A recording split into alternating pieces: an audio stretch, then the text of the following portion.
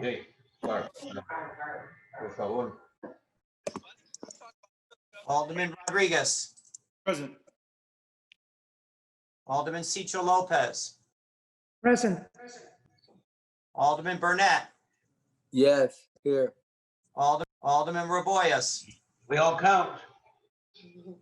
Alderman Cardona. Present. Alderman Wagisback. Here. Alderman Austin. Alderman Villegas. Alderman Riley. Alderman Tunney is here. Alderman Kappelman. Here. Alderman Osterman. And Alderman Haddon. Here. We have 12 members. Okay, so we have 12 members. Alderman Hopkins is present. Alderman Hopkins. Anybody else? I see Alderman Sadlowski Garza is here, not a member of the committee. Good morning, Susan. Morning, Chairman. Good morning, committee members. Morning. Right, so we do have a quorum, and we are going to start this morning off with the approval of the Rule 45 report containing the minutes of the June on zoning, landmark, and building hearing. All right, try to mute yourself, folks. All members of the committee should have received a copy of this report electronically. And if hearing no objections, do I have a motion by the same roll call vote that was used to determine quorum to approve the minutes? Alderman Tony, Chairman, sorry. Call for orders of the day. Just want to make sure that there was an email that was circulated yesterday about a direct introduction by the Department of Planning. So I just want to make sure that that is the agenda for today. Alderman, Chairman, are you still voting on the rule? yes, I'm asking for the approval of the Rule 40. Alderman Wagisback moves to pass the Rule 45. Alderman Approval. Wagisback makes the motion. All those in favor? Aye. Aye. Any opposed? Opinion of the chair, the ayes have it. And the Alderman it's Tony, been I'm sorry, approved. but I No, call for wait. the orders of the day. I just want to check the agenda. Okay, Alderman Cicho Lopez, the direct introduction is on the committee report. So I just that's the simple answer to your question. So now we're going to move to the public comment period.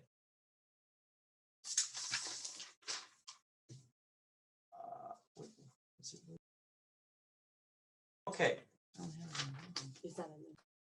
All right, so we'll start in the order. And by the way, committee members, we have 9 public speakers that originally registered, and we will hear from them.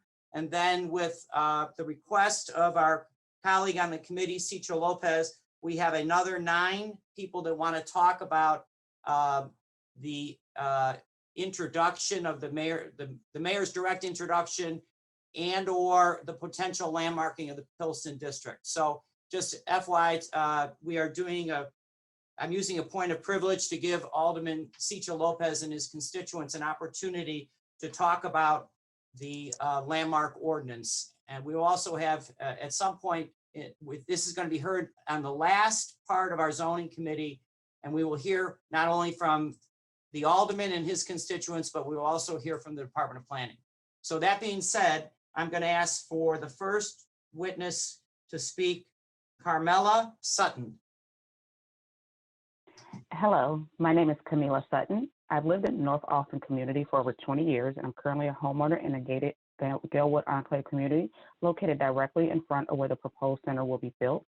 I'm on the board of directors for this gated community and represent 192 properties and over 600 residents that support the building of this community athletic center in North Austin. Growing up in this community, resources have always been limited. We do not have a grammar school in walking distance. Our neighborhood high school is Foreman, even though that is past Fullerton and Prosser is in our backyards. Since hearing of the possibility of having a youth facility in our community, I've been consumed with joy to know that positive resources are being made available to our youth, especially those at risk, giving them something that will keep them off the street and provide them with positive interactions and mentors. So many resources and funds are given to South Austin and the 29th Ward portion of Austin, oftentimes creating an economic divide. Bringing light to this section of North Austin will hopefully open many more doors and promote economic development and growth in our area, especially on the chosen site that has sat vacant and been an eyesore to our community for decades. I am thankful that Grace and Peace and By the Hand Partnership have chosen to bring the center to this area of North Austin, as I've seen the benefits that it has given to kids in South Austin. Grace and Peace has been a blessing with the work they currently do for us, from providing food, PPE resources during this trying times, after school resources and opportunities to all. I'm thankful for both organizations and blessed to be able to see the positive things happening in this area. Thank you to everyone that's involved, and I can't wait to see this building break ground. Thank you. Our next speaker is Clarita Jenkins. Good morning. My name is Clarita Jenkins. I live right across the street from where the center is to break ground. I am a member of the board of the Gilwell Enclave. Chicago is a sports town. It has produced great talent in all sports. Children often have dreams. One day playing pro ball. That dream can become a reality. They often have this dream at an early age. By having an athletic center in North Austin will certainly make those dreams come true. The athletic center will be a place of safety. They will be taught discipline, team effort, and work ethics. This will be an opportunity of jobs, and others will want to invest in this community. Grace and Peace, By the Hand, along with myself, is excited to have the center like this come to our neighborhood. It is something we can be proud of, a place we can see our children grow. We all say that the children are our future, so let's invest in their future so they can become great leaders for tomorrow. Thank you. Our next speaker is Joshua Zarate. Good morning, Alderman and fellow speakers, Chicagoans. My name is Joshua Zarate. I am one of the master board members here at the Enclave at Gilwood Crossing. Dangerous environments and situations await many of our children and families, especially here in our beloved city of Chicago. There is a need for a safe place where families are treated with dignity and kids escape negative influences such as gang recruitment, violence, and drugs. What are the benefits of a community center here in Austin? A community center's main purpose should be to provide opportunities for active living and recreation in a safe and inclusive environment.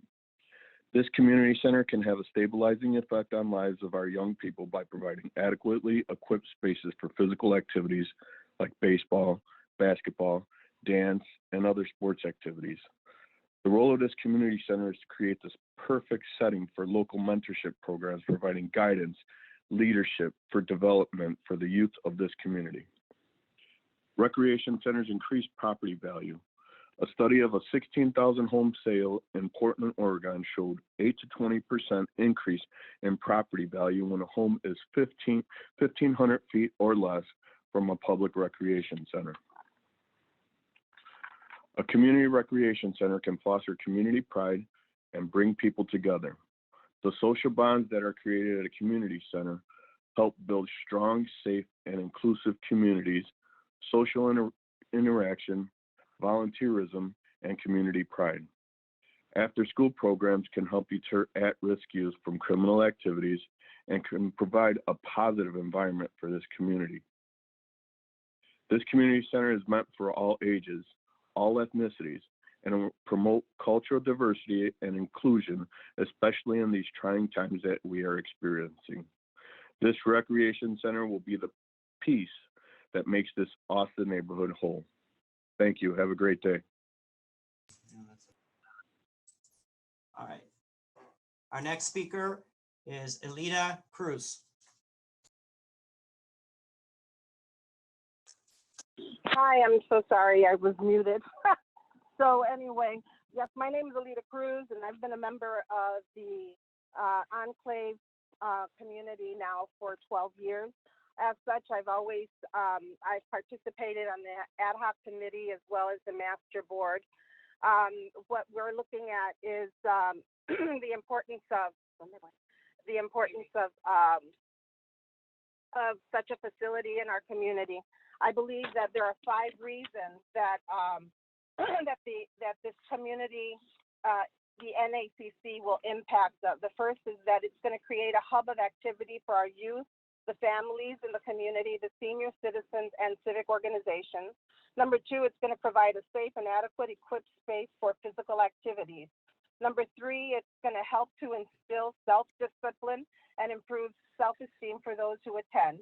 Number 4, it's going to teach both young and old that it's never too late or too early to create healthy exercise habits. It will help our youth to develop the importance of teamwork and teach leadership skills that will propel them to higher levels. As we recognize the unprecedented challenges that are posed to us in these last few months, the NACC brings hope and revitalization to our community. As new jobs are created, as programs and tournaments take place, people are likely to bring money to local restaurants and stores, helping to boost sales. Property values will improve as people become drawn to the affordable amenities in the community. In closing, I am happy to support the collaborative partnership between Grace and Peace Ministries and By the Hand. These 2 organizations have worked tirelessly to bring this project to the forefront today, and their relentless courage and pursuit to ensure the well-being of the families in this community is inspiring and should move us all to want to do better. Thank you. Thank you. Our next speaker is Pamela Washington. Good morning. Good Am I morning. here? Okay. Good morning. My name is Pamela Washington. I am a 10-year resident of the Enclave at Galewood Crossing, a 30-year resident of the Austin area.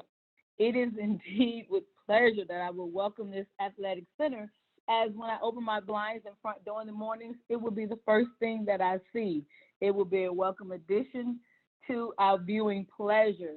The athletic center, with everything that it is scheduled to have, the indoor track, the facilities, will just be awesome. As we're out in the mornings and we see several individuals out walking the areas, trying to stay physically fit during these times, when our good winter comes, it will be great to have the indoor track, and so we can continue just on our goals and journeys to being focused on our health. The benefits, I just see extreme benefits for the North Austin community, as it will range from the construction to the post-construction of the facility, with jobs left and right. Even if it only, we get down to just grounds maintenance, these are jobs all over the buildings that will just attract everyone from the area, the communities, to just be a part of something great. It is just simply rewarding to be part of something great. And I'm truly excited with the work that Grace and Peace and By the Hand Partnership are doing, as we've gone over several times to help volunteer during our COVID, with just being intricate parts of the community and the church, visiting the church to just continue to do our part just to help everyone. So these partnerships, the economic benefits, and my personal desire to have the athletic center right across the street, I'm just with open arms, just excited to see this project come to life. Thank you. Thank you. Our next speaker is Alma Velez.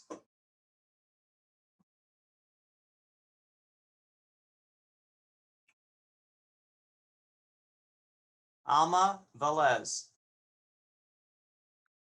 Alma Velez. Good morning. My name is Alma Velez. I am a grandparent and a foster great aunt of 6 By the Hand students, 1 in 7th grade, 5th grade, 4th grade, 2nd grade, 1st grade, and kindergarten. I am here in support of North Community Center, By the Hand, and Grace and Peace Church.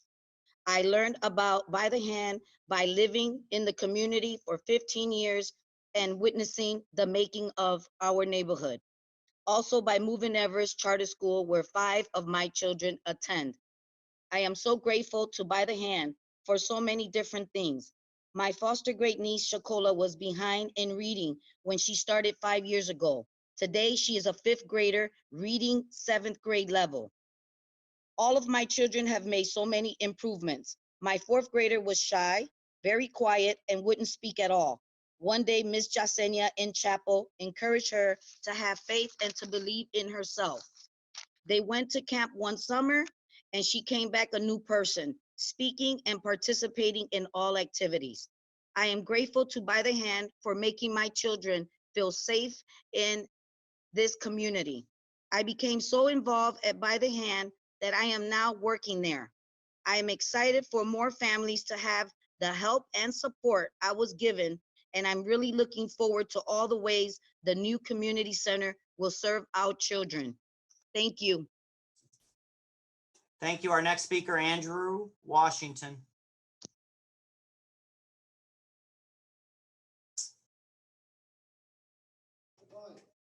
Andrew Washington.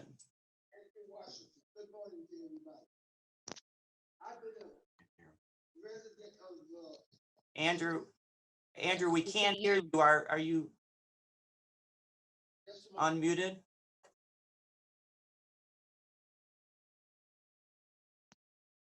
All right, let's move on to Reuben Robinson.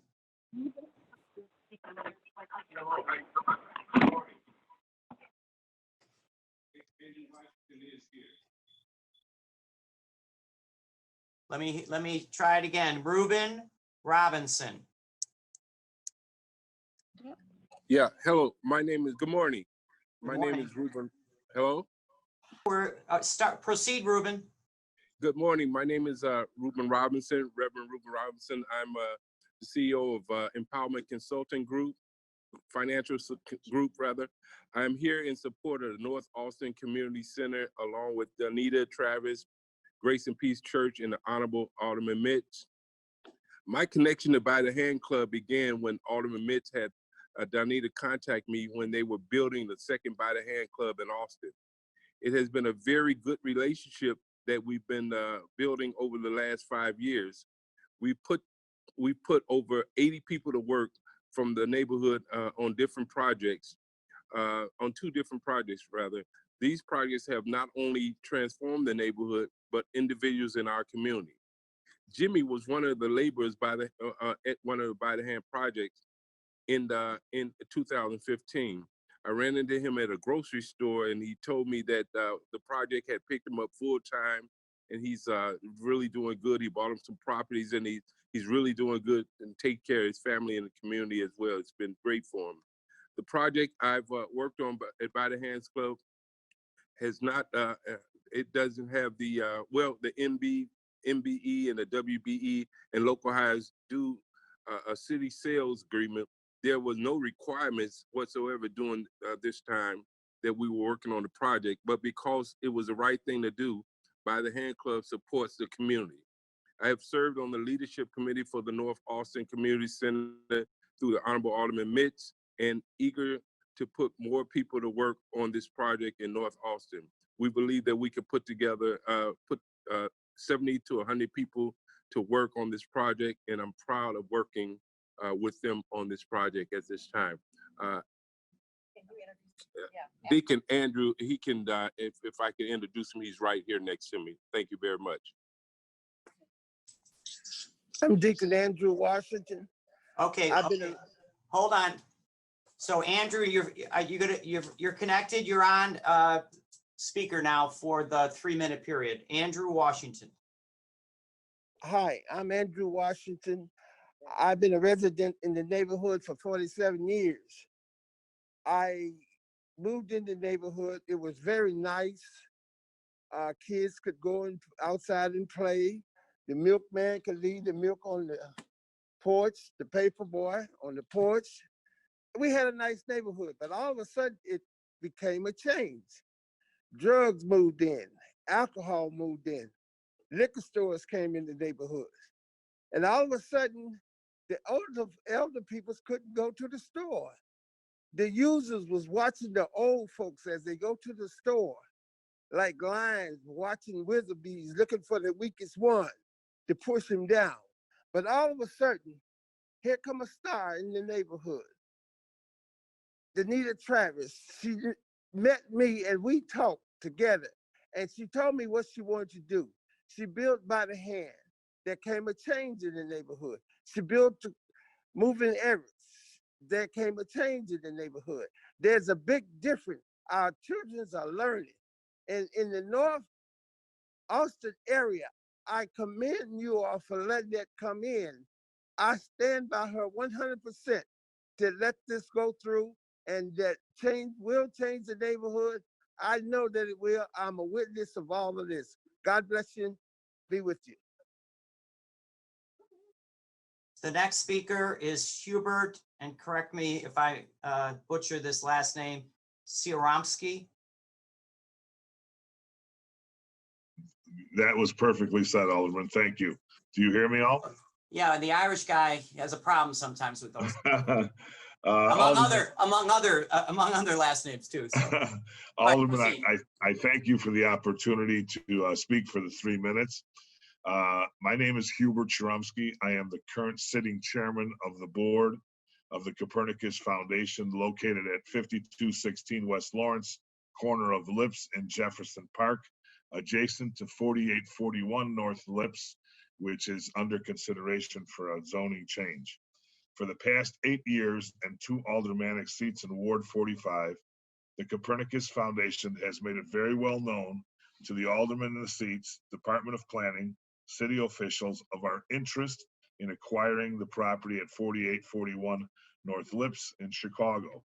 We were never given the opportunity nor notification of the ability, only through rumors. We were never notified. However, in the last 30 days, we were notified of an upcoming zoning change and potential sale, which we understand by city's tweet that it is for $1 for the fire station at 4841 North Lips. I'm here today not to ask for anything other than for a 30-day deferment to give our foundation that's been serving Chicago for over 50 years an opportunity to submit an alternative proposal as per the negotiated sale process outlined by the city of Chicago. To summarize, we object to the proposed zoning change at this time, given that this property's location and direct proximity to our foundation. The property is a valuable asset to us, and we are ready, willing, and able to make an offer well in excess of the $1 proposed sales price. A 30-day deferment will allow us to prepare and have an equal opportunity to share our vision of the site with all of Chicago. We also have no intention of taking the property off the tax rolls. The building has been a part of the Taste of Colonia, Chicago's second largest food festival and neighborhood festival for the past 45 years. And it would be a necessity for the festival to continue. I thank you for your time and consideration, and asking for this 30-day deferment would only give us the opportunity to have an equal opportunity to bid on the property as per the City of Chicago guidelines. I thank you and have a wonderful day. Thank you very much. Now, we are going to hear a series of speakers on the Pilsen Landmark District recommendation that was approved by the Landmark Commission May of last year, has yet to receive City Council hearing. At this point, I wanted to make sure that our committee members know that the mayor's direct introduction on the Pilsen Landmark District extends this period from basically August through January 2021 to give more time for the Department of Planning, the residents and businesses in Pilsen, and the aldermen to figure out course of action for the betterment of their community. So I'm going to start. There'll be, I believe, 9 speakers, and but for the edification of my committee members, I wanted to give a little bit of context to the following speakers who may or may not be in support of the Landmark Commission's recommendation. So with that, I'm going to ask for, I think it's Marcos Carvajal. I'm sorry about the name, but how about Marcus? No problem. Okay. No problem. Totally. And each Totally speaker has 3 minutes, just like the initial 9. So proceed, Marcus. Okay, thank you for the introduction. My name is Marcos Carvajal. I am the co-owner of Carnita Suruapan restaurant over at 1725 West 18th Street. We've been in the community since 1975. I believe we're likely the oldest restaurant in the community. And I wanted to talk a little bit about my opposition to landmark status over in the 18th Street District. Primarily, I feel that landmarking the 18th Street corridor is largely unneeded. We as community members, as business owners, are very proud of our, upkeeping our buildings and maintaining them, in a very, good condition. I feel that landmarking status is largely unnecessary and largely will create just a more cumbersome process for us to be able to maintain or really preserve our buildings or modify them in any way whatsoever. My recent experience with this was when doing a routine permit for an awning and a sign.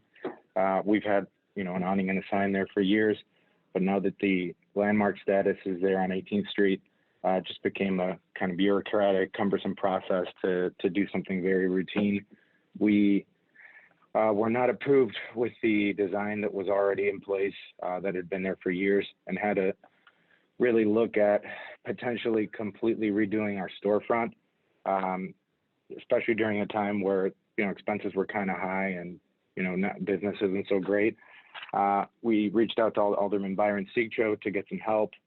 Ended up working through the process of a landmark hold and working through it with an expediter at our expense, and ended up spending thousands of dollars really to deal with a matter just to keep something the way we had always kind of had it in some shape or form for the last 40 plus years.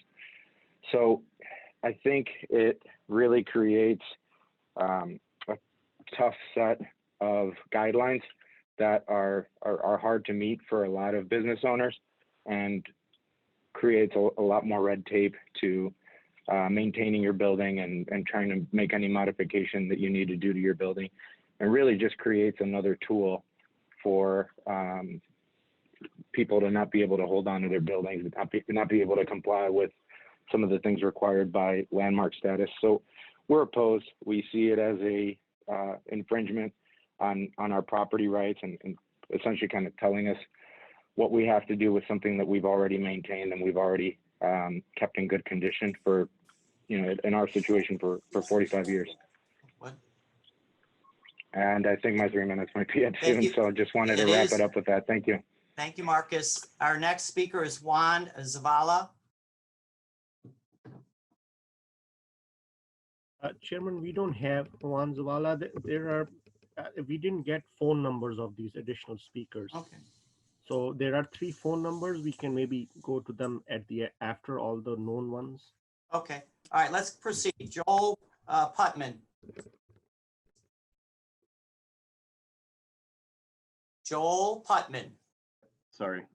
Yeah, thank you, Chairman. My wife, Catherine, and I have owned our property for about 3 years now. We're new to the neighborhood, but the neighborhood is very vibrant and the community is wonderful, and everyone has been supportive of us. We initially began seeking to approve our property in late 2017 and had continually hit walls and barriers at every step. Along with many of my neighbors and community members, I've participated in numerous public hearings, community committees, and workshops with not only the Alderman's office, but also members of the landmark staff. This direct introduction again proves that those same staff have absolutely no interest in listening to the concerns and ideas of the community. And furthermore, the direct introduction here by Mr. Cox clearly demonstrates that he has no intention of working with or listening to the wishes and needs of Pilsen. Alderman Lopez's proposed ordinance that was previously introduced is exactly what the community needs, not a landmarks. Historic preservation will not stop gentrification, but rather will increase and take away the equity of us homeowners that may or may not have the means to improve their buildings, and will give it to directly to the developer. We have tried for 3 years to get building permits. We've gone through all of the landmarks processes, all the way to having to fight them at a hearing. We've spent about $30,000 just on this effort, hiring Jonathan Fine, the most well-respected historic preservationist in Chicago. He fought for saving Prentice. He started Landmark Chicago, and even out of all of that, it took us to fighting this tooth and nail. After having attempted to work with them, we won, and yet they send us a letter telling us that we're able to continue so long as we meet the following guidelines, with absolutely no guidelines. So at every step of the way, they're stalling us. They're forcing us to spend money. And fortunately, I'm an architect, practicing architect with a small firm. I'm able to absorb those costs, but my neighbors can't. If someone like us, who are supposedly experts in the field and have some means, can't get this done, how is Mrs. Garcia, my neighbor, going to actually be able to do that? It's absurd. We've listened to them, we've worked with them, and now that the communities come out and work together on this new proposed no demolition ordinance, which will in fact stop gentrification and put the rights in the hands of the community rather than City Hall, they're coming back to fight this again. So I think it needs to be voted down, and we need to continue with the ordinance. Thank you. Thank you. Our next speaker, Ricardo Gamboa.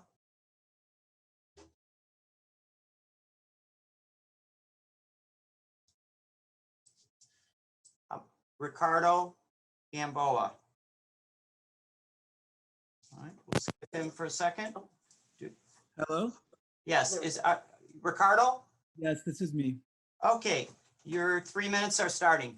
Great. I would like to discuss the landmark ordinance being directly introduced by the mayor today that stands to severely impact Pilsen, a community that's been significant to 3 generations of my family and where I built a life with my partner.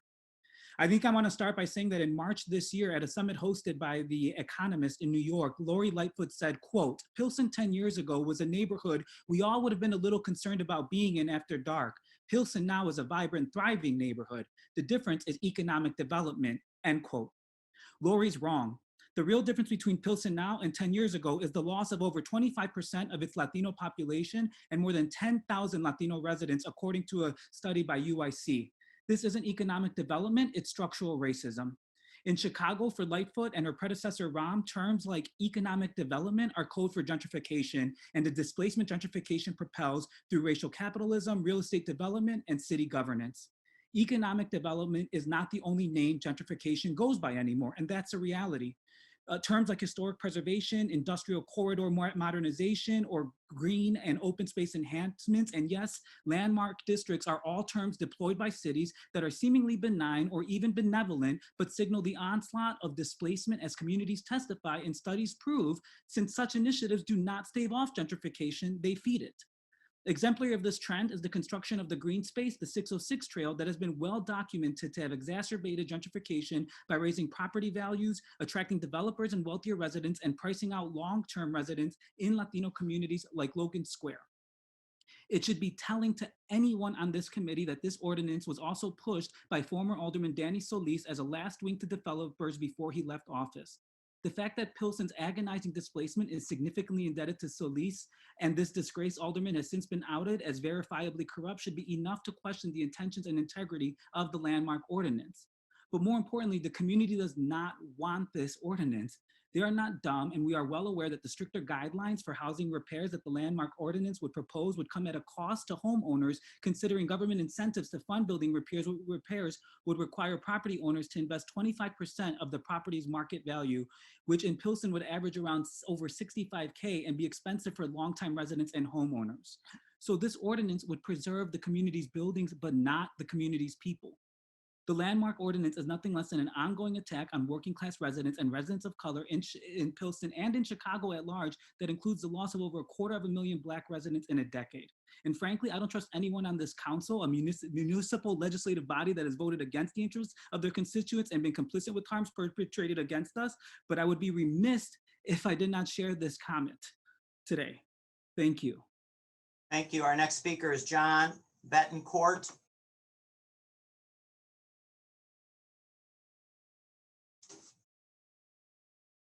John Betancourt. He's muted. I believe he's there. Do you want to unmute, John? Do you hear me now? Yes, sir. Could you identify yourself for the record, please? Okay, my name is John Betancourt. I am a full professor at the University of Illinois at Chicago. I have been there for 40 years. I am an expert in gentrification, have done more studies in Chicago than anybody else, and that includes studies of Pilsen. The proposal is seeking to mitigate or stop gentrification in Pilsen, to keep buildings from being torn down, to keep housing affordable, and to preserve the community's culture. My research shows that landmark and historic preservation in comparable cases have always increased the prices of the properties and have had a spillover effect on nearby properties. As far as tear downs, the number that is saved is very limited. If the intent is to stop gentrification, they have to consider a different strategy and apply it to a much larger area, particularly if they want to stop gentrification. As far as affordability, the limited affordability that is offered in reality is not affordable to current Pilsen residents. Most owners cannot receive the tax benefits, and therefore what this is doing is offering tax reduction to wealthy and most likely white developers and residents. Cultural preservation, the question is whose history is to be conserved, whose values are being protected, and in reality, the ordinance seeks to preserve buildings with bohemian architecture. This does not protect the integrity of the Mexican community. It will benefit speculators, the consumers of culture. You can take as an example the Fulton Market in the West Loop that actually made a lot of money for developers on the symbolic significance of these buildings. When the city of New York proposed landmark for a building occupied by a famous bookstore, the owner said, landmarking our building will only make it much harder for us to survive and keep the business in the family. In these times where the city of Chicago has implemented eviction rental moratoriums due to COVID, the committee should take a pause until there is further study on the impact of this proposed ordinance. In a wall-to-wall meeting of residents of Pilsen, they all rejected the proposal. Oh, we need to do a democratic process to fully comply with what the council is about. Thank you. Thank you. All right. I'm going to call the next two speakers together because they're on the same Zoom. So we'll start with Matt Richmond and then followed by Arturo Garza. So Matt, you want to start? Yes, thank you. Alderman, my name is Matt Richmond, and I'm speaking to you on my own behalf as a Pilsen resident, voter, and real estate professional with 30 years of experience. I'm also a member of an informal alliance of Pilsen property owners opposing the landmark.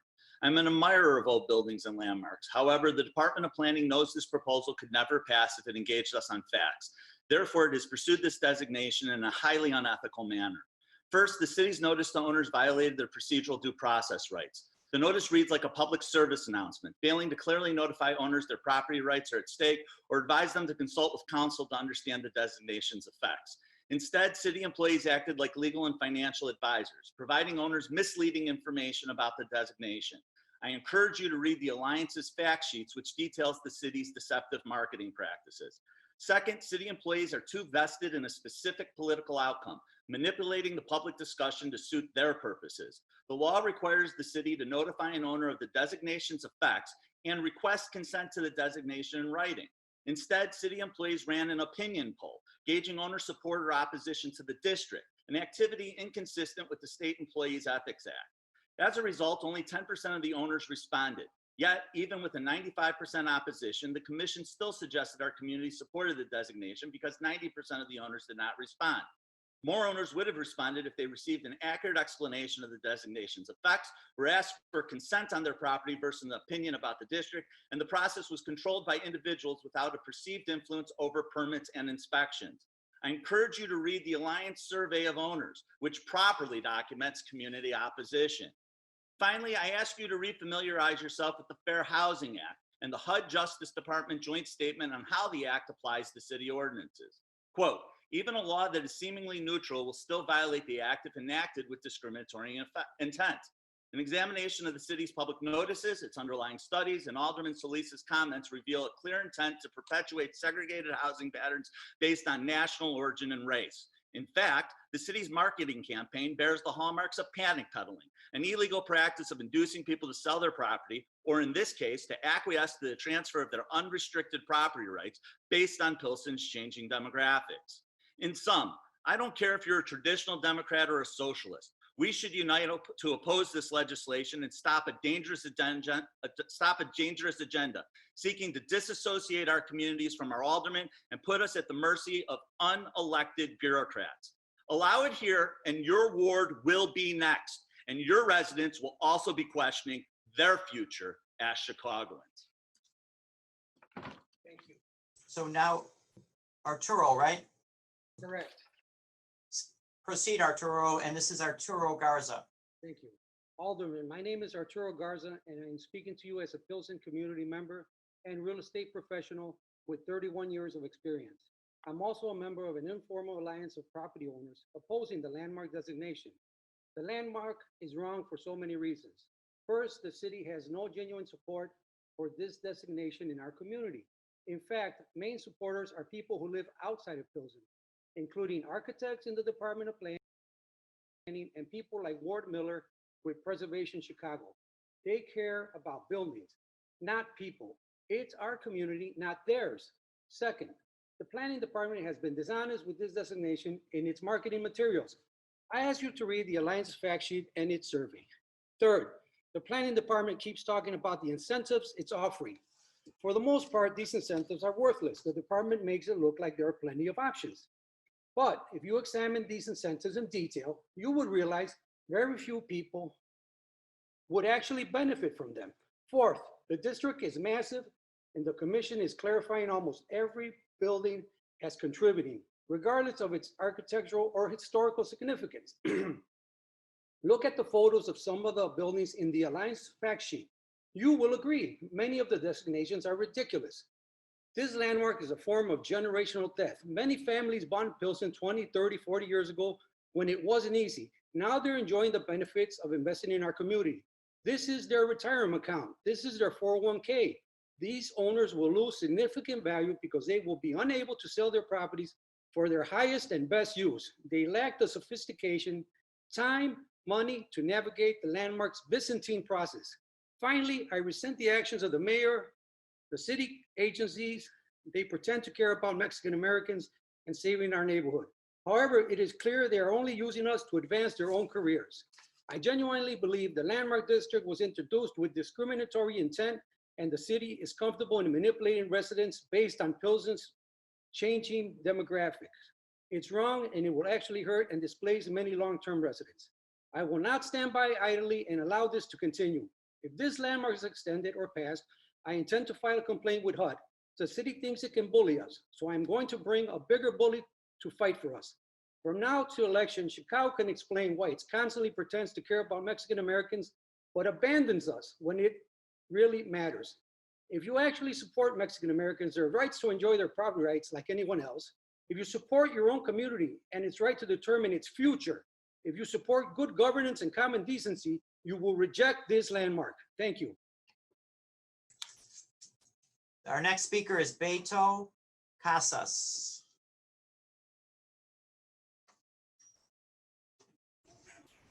Beto, Yes, good morning. good morning.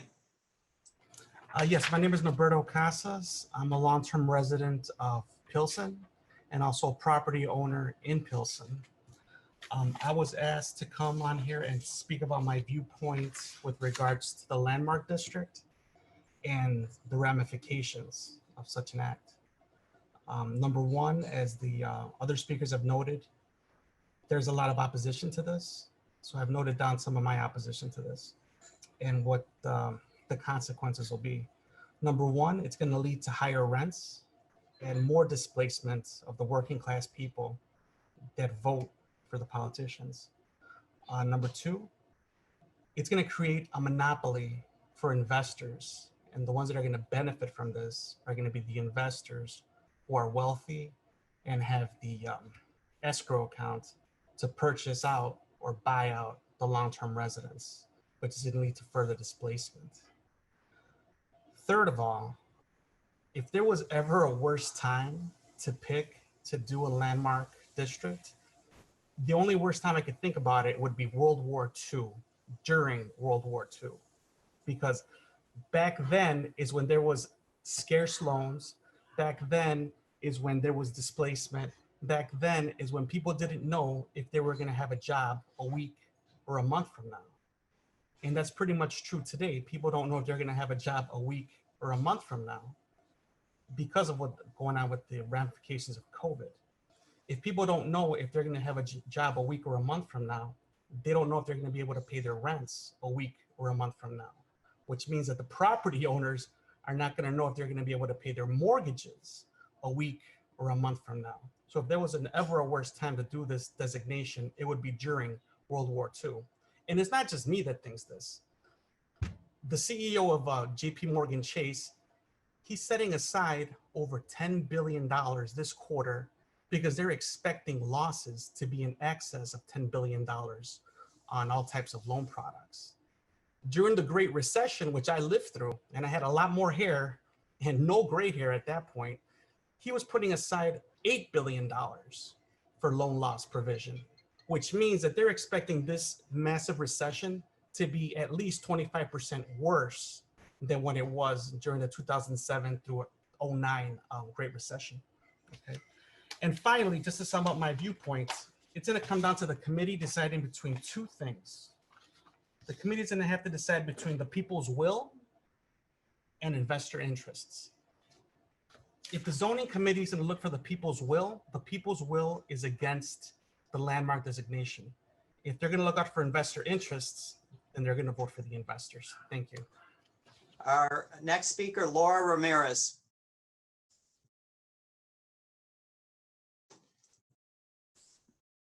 Can you hear me? Can you hear me? We can hear you. Hi, good morning. Thank you for having me today. My name is Dr. Laura Ramirez. I am a long-term resident of Little Village and a member of El Foro del Pueblo as well as the Juruesi. And I'm here today to talk to you about the connections between approving this landmark district as well as gentrification, and also to really push for the moratorium on demolitions and deconversions that Alderman Byron Cicho Lopez has put forth in the past. So as you might recall, on April 11th, my community was bombarded by toxic dust with very, very little notice. Actually, the notice came out on Thursday night, a day and a half before the demolition. And all the notice said was to close our windows, to go indoors, and to avoid any type of physical activity outside. We were not notified about the danger that we were about to face. If it wasn't for community activists and residents portraying and actually providing photographs to the outside world about what had happened in our neighborhood, we wouldn't even be talking about this on a city council level at all. And I know that today we're talking about Pilsen, but you need to remember that our communities are intimately connected through not just our culture, but also the folks that have come to the United States in the search of a new life. We're a highly immigrant population with very little recourse and resources at times when we need them the most. And I'm here to let you know that the decisions made by the mayor as well as our Alderman Michael Rodriguez created such an uproar because of its insidiousness and ill-time effects that we had to advocate for our own life in the middle of a pandemic that is taking lives in Little Village. So I'm here to let you know that this council has at their hands the opportunity to actually vote for the residents of both Pilsen and Little Village, to actually acknowledge and take a step in putting a moratorium on demolitions, which actually the Mayor Lori Lightfoot had already promised that she would do for 6 months, which she actually went back to. As I speak to you right now, there are demolitions occurring only 10 blocks away from me that have been covered up by high level walls and do not let us see the actual dust plumes that come out. We are really aware, regardless of how you might interpret the facts, that the connection between gentrification and this landmark proposal is clear. We also understand that the city is used to circumventing due process and coming after the fact with resolutions that do not respond to the needs of the community. By voting on this resolution and this ordinance, you're actually voting to support the displacement of working class Black, brown people, as well as immigrants. You are putting forth this process of misinformation, lack of transparency, and disregards for the needs of our community. You're punishing our residents for caring and investing in our properties, and you're allowing for corporations to continue to consume and capitalize on Latinx and Black culture as they kick our people out of our neighborhoods. I urge you to vote no. Thank you. I'm going to do one last call for Juan Zavala.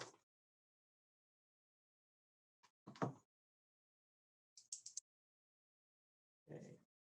All right, not hearing from Juan. That concludes the public comment period.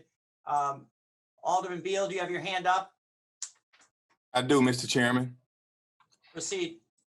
Mr. Chairman, I'm just, I'm extremely concerned with the comments that Alderman Cincho Lopez stated that a direct introduction is being done by the administration when this was a direct introduction done by the previous Alderman in that particular ward. And I think that at this particular time, I think if in best interest of the community, the Alderman should be the one to do a direct introduction, because his community right now is extremely uncomfortable with government, and he is the duly elected Alderman of that particular ward. And I believe that if any direct introduction as far as the zoning in that particular area should have came from him, or it should have been at least been a joint, direct introduction. And I just think we need to look at that very closely and, and adopt the Alderman's direct introduction. Because right now that particular community, from what I can hear, is very uncomfortable with how government is moving forward. So for a comfort level, as well as a respect level, I think that direct introduction should come from the Alderman. Thank you, Mr. Chairman.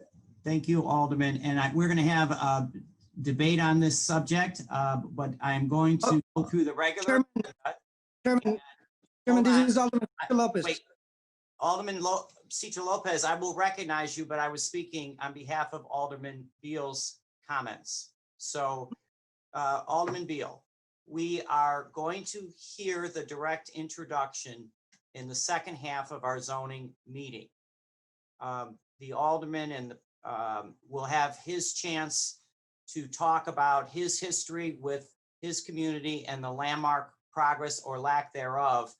The reason that we're extending this, just FYI for all the committee members, is that if we do not act on the landmark ordinance today, it by de facto not responding within a year, this ordinance or the recommendation from the Landmark Commission becomes the law. So we don't want that to happen without due process with the current Alderman. Many of you have gone through landmarks. You know that it's a year or two or more of working with the communities, and this predated Alderman Cincho Lopez. The effort today is an effort to not have the landmark ordinance be killed today and demolitions to begin tomorrow. The point is we're going to give a little breathing room for the department to make its presentation not only today, but I believe we need to engage the community more fervently And I ask that we have some patience with the process. And many of you know that the government process is very slow, but it unfortunately is final when it makes its determination. So with that, I'm not going to spend, I'm going to ask Cicho Lopez to say a few words, but we are going to move to the other 49 wards, and the agenda item for Pilsen will be heard last on the addendum. So Alderman Cicho Lopez. Yeah, Chairman Tony, and I appreciate, that you put your perspective on your context and what you think it is the case, right? My job as representative of the 25th ward is not only to represent the best interests of my community, but also, like you said, to make sure that we work in the spirit of collaboration and the spirit of transparency and accountability. And that's not what happened. I echo the comments of Alderman Beal, who, and I'm thankful for raising this issue, because this sets a horrible precedent. There has not been collaboration here. There has not been any discussion about the direct introduction. I do believe that we have to be mindful. There are laws here that we must follow. And I think that what we are doing right now, by ignoring my constituents, small businesses, seniors, people who are really struggling, right? And then use parliamentary rules, on an email and direct introduction that was sent yesterday. So at 6:52 p.m., to try to bypass, circumvent the local alderman and talking about helping my community. Chairman, members of the zoning committee, for those of you who don't know me well, before I was alderman, I was a community organizer and a teacher in my community, and we know very well about the community process and due diligence. This is not what's happening here for what you hear from my constituents, and it's right. I should have been included in the conversations about a direct introduction, which wasn't the case. This is an imposition using the emergency powers ordinance that already expired at the end of June. What we're doing here today sets a bad precedent of the executive power overruling a legislative matter that pertains to the 25th ward. This was something that I inherited by the 25th ward office before me, and this is something that is forced on my community without any conversation. It is only my office without this emergency powered order. All right, Alderman Cicho Lopez, we will. Alderman Lopez. I'm sorry, you got some time to tell your perspective. It's important that I talk to my colleagues as well to put this in perspective, because what's happening here, right, is not any help to my community. What's happening here is an imposition, and my colleagues need to hear. And I just wanted to be noted that my colleagues have received written notification of a direct introduction that I intend to pass today, because that's the right process, that's the due process. And I hope, Chair, that you respect the process, because these 6 months would hurt seniors, low-income residents, small businesses in the worst time possible. Colleagues, please listen to my constituents are saying. An 11th hour introduction without respecting the local alderman sets a horrible precedent. So I hope Alderman, can we move back to the regular order of business? Alderman, we are moving to the regular order of business. We will have an unlimited amount of time to talk about the landmarking ordinance. So I'm not muting you, because we have 49 other wards with many different applications that we've got to get through. I will give you an inordinate amount of time to talk to us as colleagues, but I need to move to the regular order of the agenda.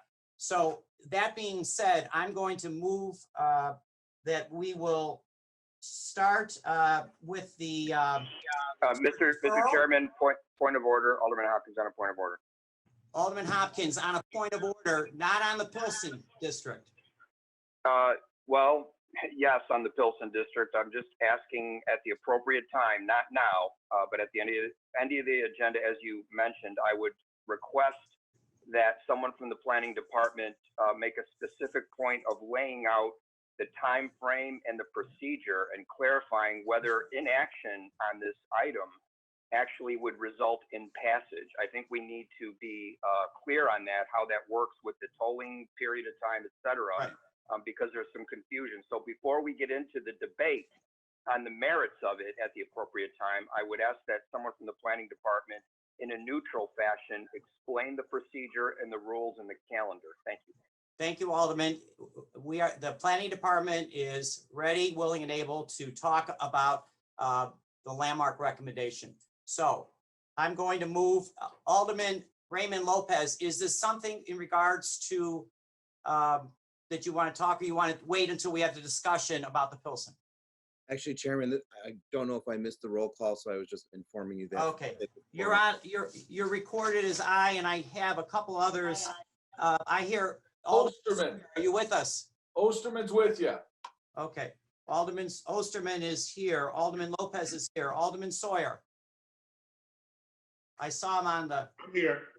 All right. Then Alderman Alderman Riley. I'm just wanted to be recorded as here for the. All right. And Alderman David Moore. I saw David. Present. Okay. Thank you, Chairman. All right. Chairman, also Alderman Villegas too, Chairman. Alderman Villegas is here. So moving on, we will now hear the items to be deferred. I will read the ward, the file number, the address, and lastly, the reason for deferral, and take a motion for all at the end. So in the second ward, file number 20242T1, located at 2227 North Clybourne Avenue, per Alderman Hopkins.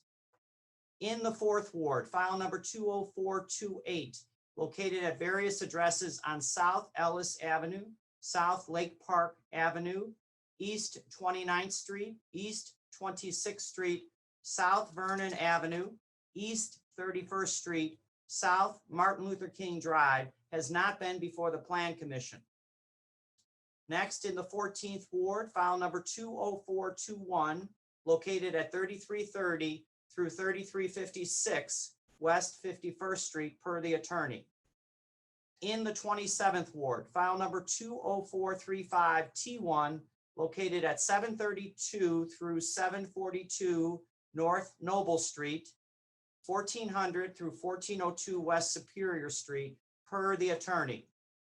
In the 46th ward, file number 20429, located at 4400 through 4424 and 4401 through 4415 North Clarendon Avenue, has not been before the Plan Commission. That's it. Go to page 3. Okay. Do I hear a motion to defer the items by the same roll call that was used to determine quorum? Chairman, Alderman Lopez. Alderman Lopez moves. Actually, Chairman, I actually would like to amend the motion. I'd like to include in this motion an item as well. So I don't know if you want me to do it as an amendment to the motion once it's. So you want to add to the defer list per Alderman Lopez? Correct. Okay, what item is that? The mayoral direct introduction proposing the tolling code section 2-120-0705, please. We haven't, let me suggest, Alderman, we'll get through the agenda and then we will re-entertain your motion. When we've got a lot of talk, we've got 49 other wards. I understand that. I'm not trying to debate the direct introduction right now. I just would like to have it included in the list of deferments. No, we're not going to accept that. We're going to have this discussion about it. Alderman Lopez, to include the motion. All right. Do I hear a motion to defer these items? Not Alderman Lopez and both Lopez's there. The items for deferrals, do I hear a motion? Riley so moves. Riley so moves. All those in favor? Aye. Aye. Any opposed? No. Alderman Lopez is a no on that. So point of clarification, Alderman, all we're doing is just making sure that the mayoral introduction is included in the item when we're going to discuss the Pilsen landmark, correct? Right, I understand that, but we're moving forward. We will have that discussion at the on the addendum item with the direct introduction in the second half of the meeting. Correct, thank you. Thank you.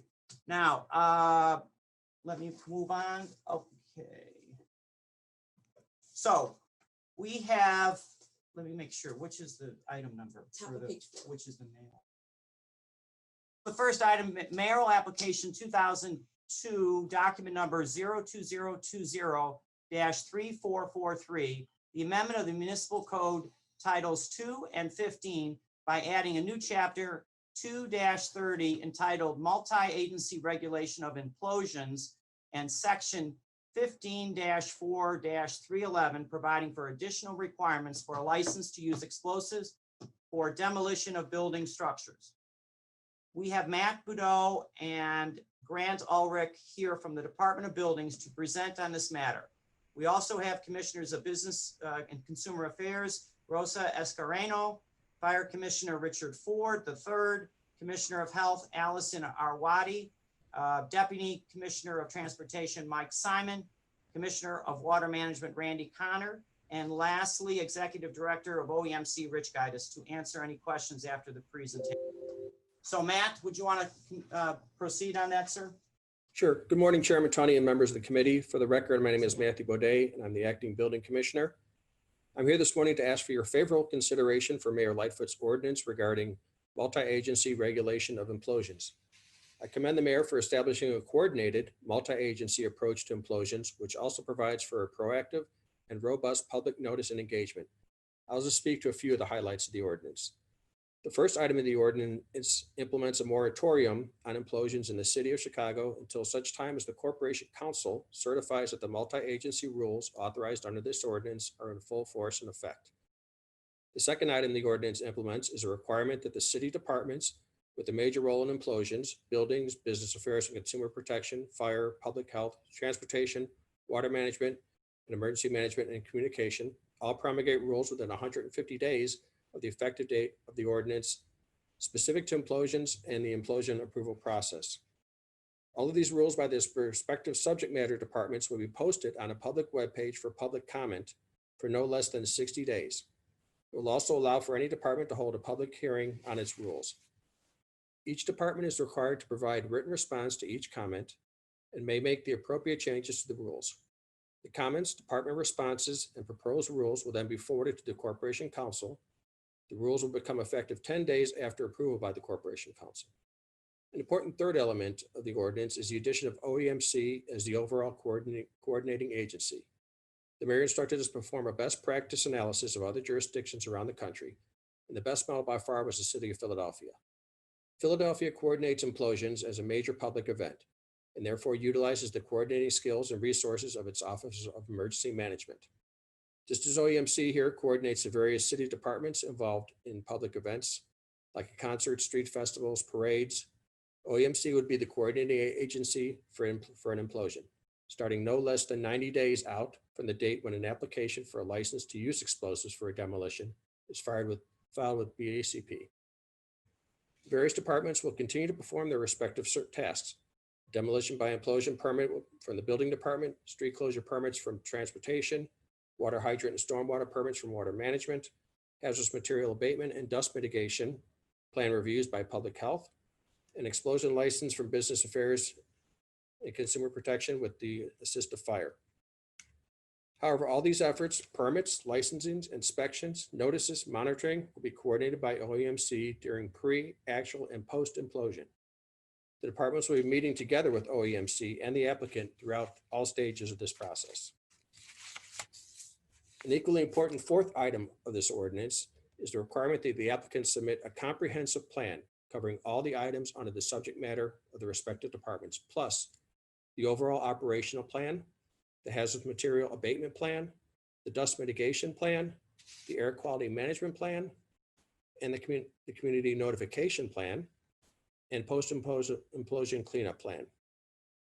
An equally important fifth item in the ordinance is a requirement that the applicant include proof that the applicant mailed notices to owners and occupants of all buildings located within 1,000 feet of the property line where the implosion proposal is to be used, and also to the local alderman. The notice shall describe the intended use of explosives, the date, time, and location of a public meeting required by the ordinance. Shall also include the emergency contact phone number for the applicant, which the applicant shall monitor from the date of the application through the completion of the demolition. The ordinance further requires a posted notice on the site of the property containing the above mentioned date, time, and location of the public meeting and the applicant's emergency contact number. An equally important sixth item in the ordinance is a requirement that the applicant host a public meeting at its own expense no less than 30 days and no more than 60 days after the filing of the application. The public meeting must be held within 2 miles of the proposed implosion site. It must accommodate a minimum of 50 public attendance and must provide for a minimum of 2 hours of public questions. Finally, the ordinance requires additional community notifications of no less than 7 days or no more than 30 days from the implosion date to be provided in a form and manner approved by the Oemc Executive Director. The Oemc Executive Director can also require additional community notifications to be delivered by mail, hand, electronically, or telephone, and in multiple formats, could be all of them, and in multiple languages. Again, thank you for the opportunity to speak today. I respectfully ask for your favorable consideration of this ordinance. As Alderman Tunney mentioned, Chairman Tunney mentioned, I'm joined here today by representatives of the Department of Business Affairs and Consumer Protection, Fire, Public Health, Law, Transportation, Water Management, and OEMC, who may also wish to offer their testimony. And we are happy to answer any questions. Thank you, Chairman. Thank you, Matt. Alderman Beal, questions for the Department of Buildings or the various departments on the call? Absolutely. Thank you, Mr. Chairman. My first question is, what happened to the moratorium that was already in place before the last implosion took place? Matt? Yes, Alderman, this moratorium, as you know, we'd like the city council to have input on this, and the city council is being asked to pass the moratorium. No, I'm talking about the moratorium that was in place prior to the implosion that took place over in Little Village. What happened to that moratorium? Because the city already had a moratorium in place. I'm not aware of any moratorium on implosions prior to the last one. Okay, I need you to research that because I'm pretty sure that there was a moratorium already in place. And, you know, this last one was signed off on. And maybe you guys didn't know about the moratorium that was already in place. So I would really encourage you to research that and look into it, number one. Number two, everything that you testified on, everything that you presented to us, just basically give the alderman the same notification that goes out to the 1,000 people within 1,000 feet of the implosion area. Why doesn't the alderman have authority over any part of this process? Well, Alderman, this is the same process that we've had previously for demolitions. I believe you received notice of that. Notice, but can the alderman say, I don't want this implosion to take place in my ward? Or can the alderman? I don't believe this ordinance addresses that. Okay, nor can the alderman say, well, you know what, I need to have more you know, community input. I need to make sure that the community is fully aware of what's going on to my satisfaction of my community. What part of that process gives us that comfort level? I think you'd probably work with the various departments in OEMC and the community outreach plan. Okay, isn't it the authority of you all to work with us versus us work with you all as the elected officials? I don't know, Alderman, I think the ordinance speaks for itself where it's at. I hope all my colleagues see exactly what's happening here, and hopefully the zoning committee is fully aware that this process is going to circumvent, once again, automatic input and approval of anything that's happening in our wards. And I want you all to proceed with caution. Thank you. Alderman Beal. Alderman Lopez. Raymond? I'm here, Chairman. Proceed. Thank you, Chairman, and good morning, Matt, and good morning, colleagues. I have a couple questions for you. How many implosions do you anticipate in the city of Chicago impacted by this ordinance? I think the last implosion was the last one since I've been with the city. They're a rarity. Nationally, less than 1% of all demolitions are by implosions. So and I'm sorry, the last one that you're referring to is what? The one on, the one by Hilco would be the last one I was aware of. The Hilco demolition, correct? So, if I may ask, I've tried to find it in the ordinance. What are the violations for failure to act, either on the contractor or the company, the property owner, when such a demolition is allowed to proceed and the metrics are not met in this ordinance? To probably go back, law may know better, but I would think that it goes back to the various parts of the municipal code. Well, I mean, we're talking about and forgive me, Commissioner, we're talking about a brand new consortium to create the multi-agency regulation for implosions. So are we relying on a singular agency then to be responsible for issuing violations against a multi-agency policy? Well, Or should there be a more consistent overarching umbrella type violation, considering that this is an overarching umbrella type ordinance? That's something we could obviously look at. Right now, if you were to violate one of the environmental portions of the rules, that violation would be dictated by the environmental code. And if you violated one of the water sections, that would be dictated by the code that addresses water. And the laws as of right now, the 7 departments that are involved in this multi-agency task force, do they all have ordinances and regulations that cover implosion demolitions currently? Well, certain ones would. I could go one by one if it's easier. I don't know if it deals specifically with implosions, but it would deal with the aspects that deal with implosions. Again, if you don't have the proper environmental protections, that would be an environmental issue. So, okay, then perhaps Chairman, I can ask individually. I'll let Matt off the hot seat. I know Matt, the Commissioner, and the Department of Buildings has implosion regulations because it's Department of Buildings. But if I could ask BACP, do they have regulations in effect right now that deal with the implosion demolitions? And I'm going to go down the list, so if everyone wants to just get their answer ready, I'd appreciate it. Sure. Good morning. Matthew Alley on behalf of Commissioner Escarino from the Department of Business Affairs. BACP merely licenses the companies that conduct this activity. So they would simply need to abide by our licensing process with the necessary inspections. We do not have rules in place at this time, but we'll certainly discuss with the other departments as a part of this ordinance and would put them in place through those conversations. So as of right now, the short answer is no, correct? There are no rules, no. Thank you. Fire Department, Commissioner Ford. Good morning, Alderman. How are you doing? I'm well, Commissioner. And thank you, by the way. This time, no, we do not. We do control pyrotechnics. However, I do believe it's CDOT who has power over Class A, Class B explosives. Okay. Thank you, Commissioner. Dr. Arwady, Commissioner. Sure. Good morning. Can you hear me? Good morning, Commissioner. Good morning. Talk about something other than COVID. Yeah, I know. Occasionally it happens.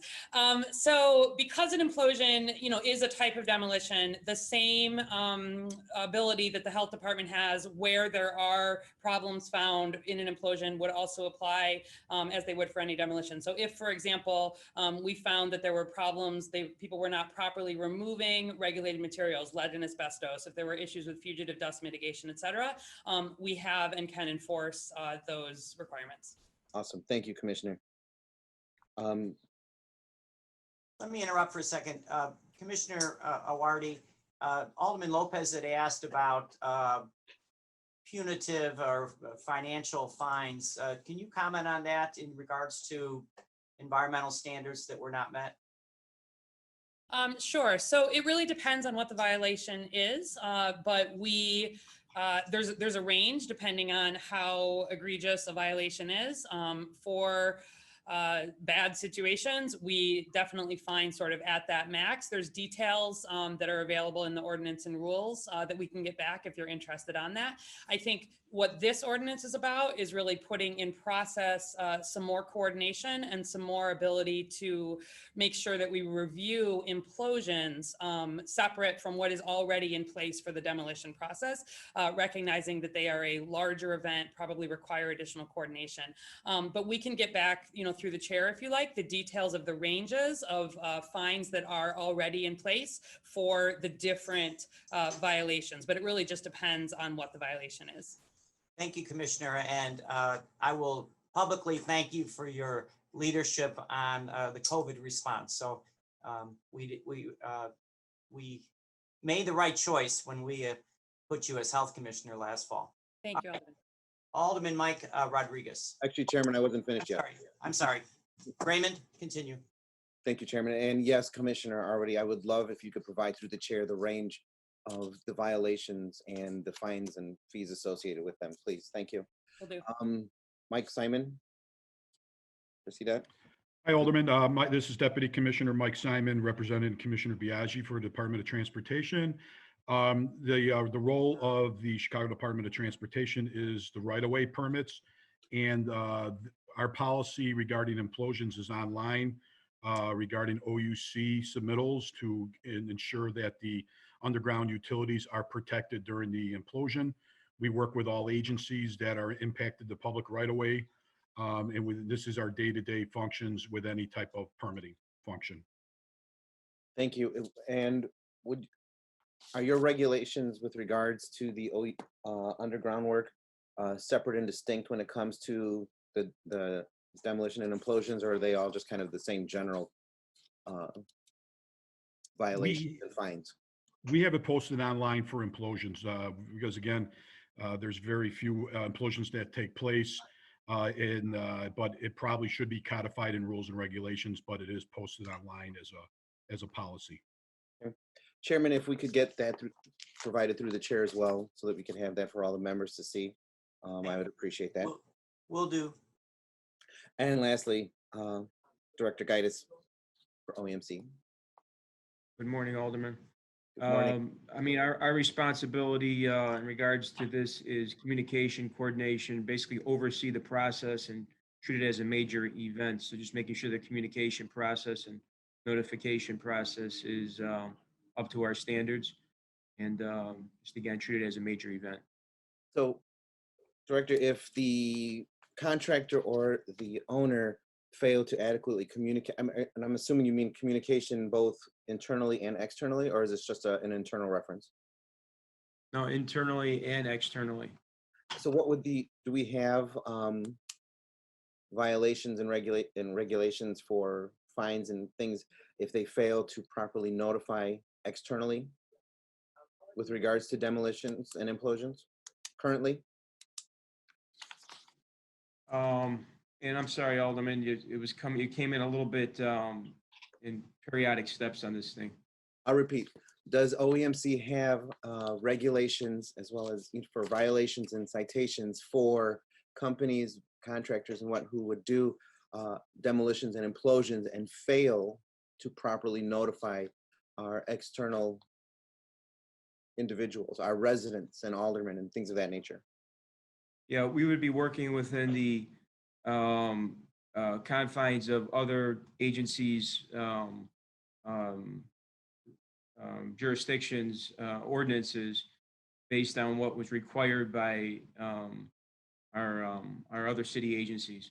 And I would be looking for a sign off from each one of those agencies before we give it a green light and a go. And that includes the community process as well.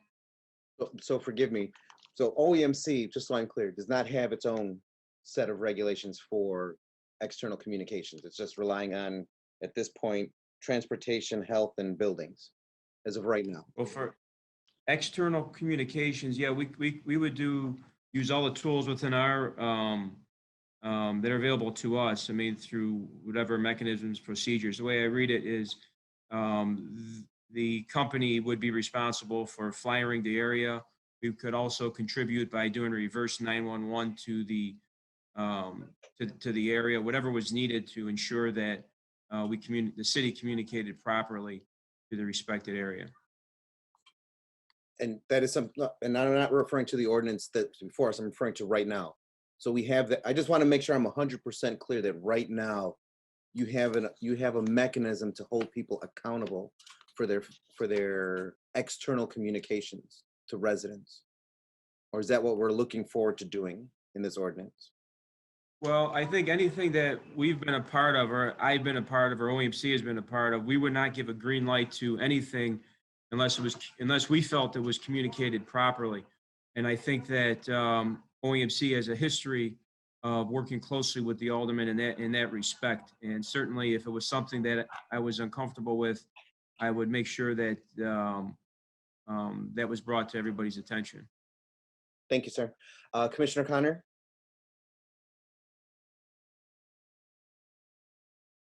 Or whomever from water. I'm sorry, Alderman, I couldn't hear. Good morning, I Commissioner. cannot hear you. Can you? Good morning. Good morning. Shall I repeat the question? Or, Yes, please. so what mechanism Breaking up. do you have? Forgive me. What mechanisms does water management have with regards to the implosion demolitions to ensuring that the requirements and requisites of law that are covered by your department are met and are enforced with the appropriate fines or fees or violations, if that even exists? Does that exist, first off? And do you have them? So again, this is Randy Connor, Commissioner of Water Management. There aren't necessarily any fines and fees that are attached, but because of the hydrant permit and the permit used for the sewer protection, we do periodically check the site to ensure that they're following the guidelines of the plumbing code, and as well as we work with the other departments as well as CDOT, because they govern a public way. And if there is damage to our facility, then we will then repair that, and then we will back charge the contractor for 803 damages and go after them to recoup that money. Okay, perfect. Thank you, Commissioner. So I bring all of this up because it seems to be, Chairman, that we have like a patchwork now. And while I'm 100% in support of streamlining this process, I too share my colleagues' concerns about notice and inclusion, not only of aldermen, but of the entire community at large. You know, we've seen with Hillco the disaster that befell the little village community, not once, but twice, especially after we were told that demolitions were coming to a halt and they started up again. That scene should never repeat itself. And as I'm reading this ordinance, you know, I know buildings mention that people have 7 to 30 days for community notifications. I don't necessarily see that in section 2, items A through, B and C. And I'd like for the department to maybe clarify that for me, because when it says both for written and posted notice, yes, it says 1,000 feet, owners and occupants 1,000 feet, and aldermanic notification, but it doesn't say a timeline. It doesn't say within 7 days of filing the application, or it doesn't say within 30 days of filing an application. It's missing from these two sections in particular. And the only part that references any kind of timeline for notification is actually item G under section 2, which deals with additional requirements regarding the various permits, but nothing as far as engaging the community in the overall process. So I'd like to know from the Department of Building standpoint, why timelines for notification and for written notice and posted notice are missing when informing the community of what's going to happen should be at the very, very forefront of these kind of decisions. Matt, you want to answer the question, please? Yes, Alderman, I think if you, reading the ordinance as a whole, written notice is required they need to have proof of written notice to all the residents within 100 feet of the property line as part of their application. So before they even file their application, they need to notify the community, and that's included in the with their application. But the question is by when? So sending out a letter on Monday and filing on Tuesday is not necessarily what I would consider transparent and open community notification. That's 90 days out from the application. And then throughout the process, they would have their public notification plan, which would be reviewed. And that would detail more notification. They would have the public meeting. They would have the OEMC has the option to require additional notices. So it's multiple notifications throughout the process. So where in this ordinance does it say they have to give notification 90 days in advance of making their application? No, not 90 days in advance of making the application. When the application is made, they have to have their notice to the community as part of that application. Correct, which my question is, what is to stop them from sending a certified letter out on Monday and then applying Tuesday? Because It would still be technically 90 days out. So they would know that 90 days from now. You're referring to 90 days out from the end of the application process? No, 90 days from the application date.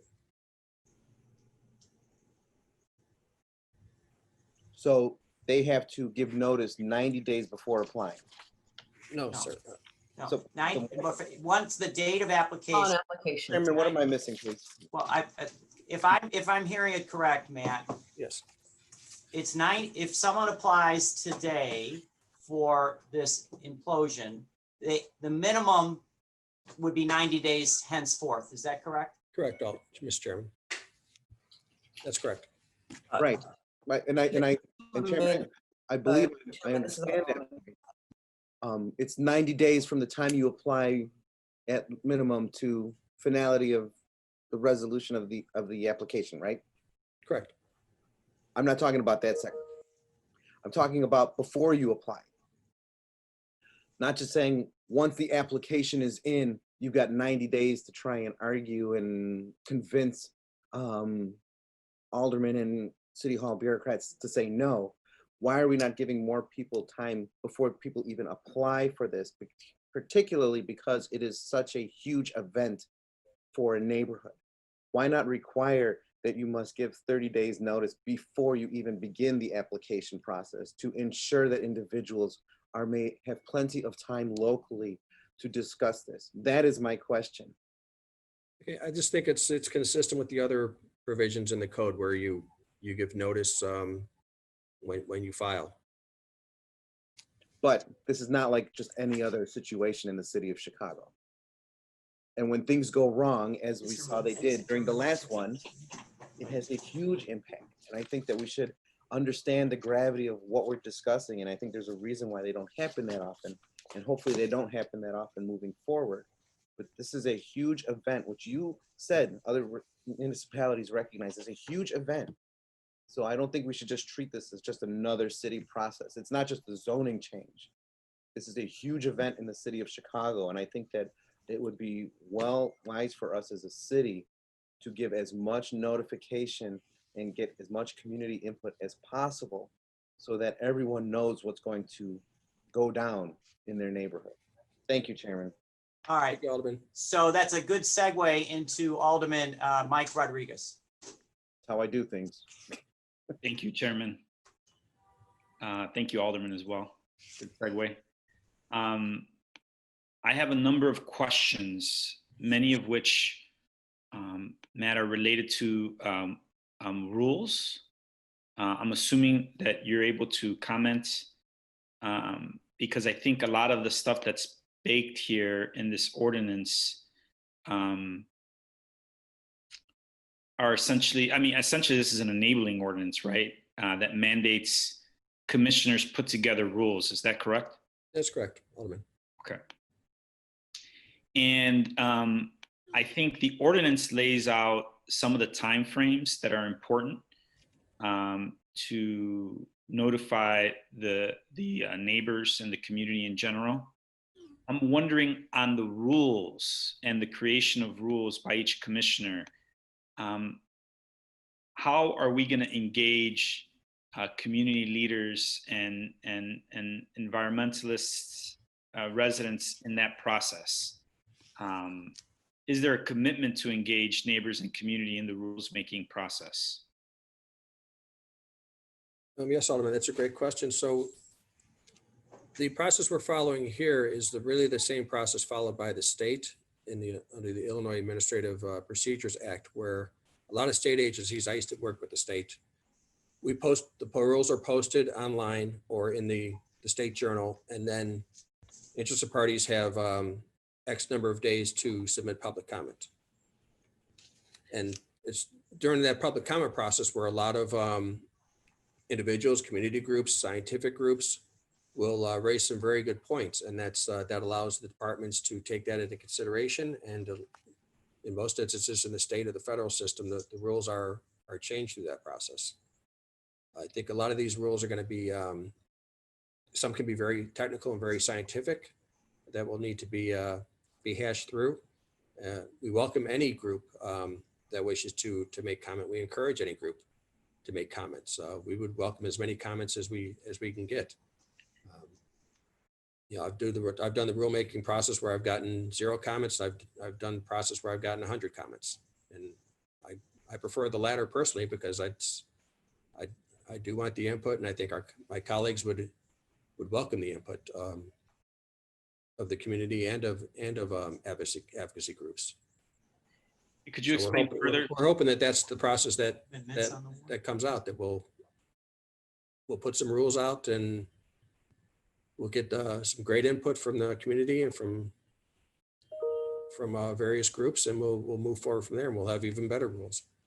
And I just want to be clear about the rulemaking process. So how do you alert the public of the written rules that have requested comment? I know the building department is a very robust outreach program through our social media and through our own web, and we would join with the other departments in getting the word out too. Certainly work with your respective offices to get the word out, and the best we can get the word out, the better comments we're going to receive. Particularly on this issue. So I reached out to my environmental group in my community to give me thoughts on this ordinance. And the biggest issue was on the rules making process. I mean, this ordinance sounds decent. I'll be supportive of it. It does include some things that I wish were in place April 10th. But with that being said, and that they weren't, and after an absolutely tragic situation in my neighborhood, not just my ward, but 5 blocks from where I live, I think people are going to have a lot of interest on these rules, particularly how they impact them. So I just heard you make a commitment to me that you would reach out to my office when buildings comes up for their rules making comments.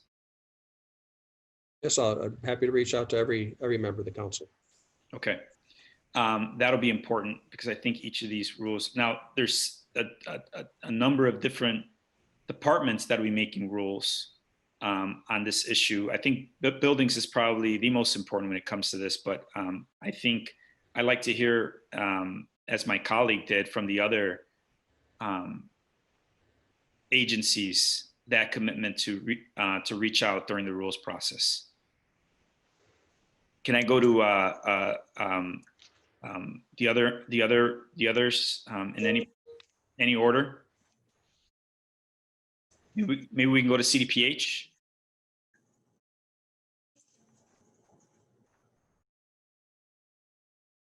Hello, this is Megan Cunningham, Managing Deputy Commissioner for Strategy and Development. I believe Dr. Arwady had to jump off a bit earlier. So yes, CDPH would certainly make the commitment to engage with aldermanic offices. I believe that the ordinances drafted also permits departments to host public meetings. So we could have discussions about incorporating that into our rules making process as well. Yeah, I think the ordinance states that may hold a public hearing, if you will. The language is really weird. I'm assuming that has to do with COVID-19 and potentially having those public meetings online. Is that your understanding? And forgive me, is that Megan? That's Megan, yes. That may be a provision anticipating virtual engagement as opposed to in-person, dependent on COVID.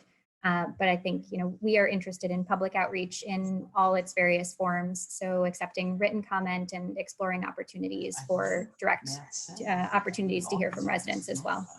Thank you, Megan. Water? Let me just.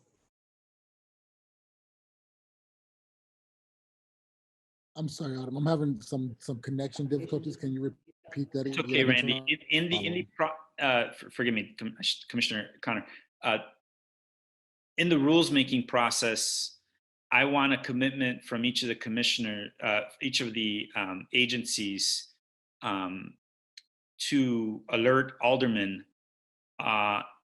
when they begin the rules process and in what manner they're going to be doing so, and receiving public comment.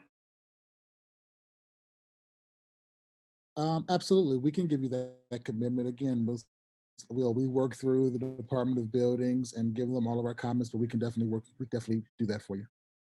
Okay. OEMC? Yes, Alderman, we're committed to working, certainly ensuring that communication is done accordingly. Okay, who else? I think I'm missing 2 or 3.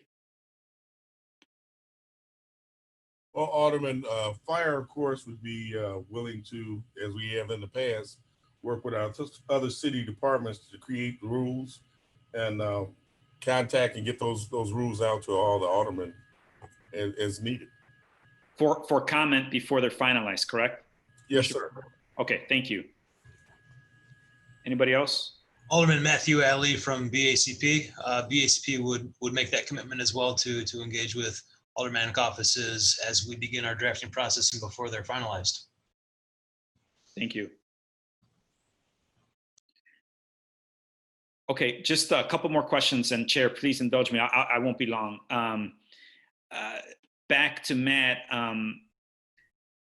I just want to be clear. Does the city in this ordinance reserve the right to prohibit an implosion if it's not consistent with public health, safety, or the welfare of residents in the immediate community? I would say yes, if they don't meet the various requirements of the different departments. If one department says it's not meeting our standards, I believe the other departments will follow. Okay. And could you briefly go over the statement of hazards?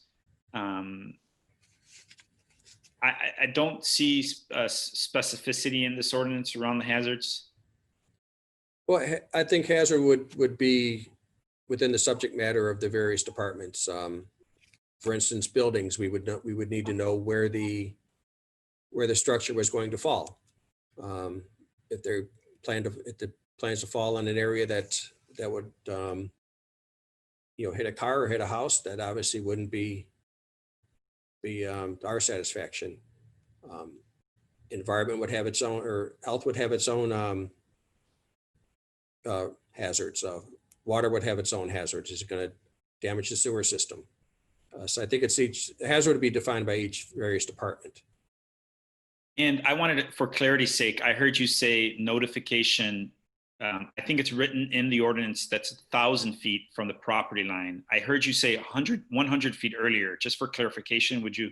Oh, no, I'm sorry. It would be 1,000 feet if I apologize if I misspoke, but it is 1,000 feet from the property line. And it's from the property line, which essentially is around 4 city blocks.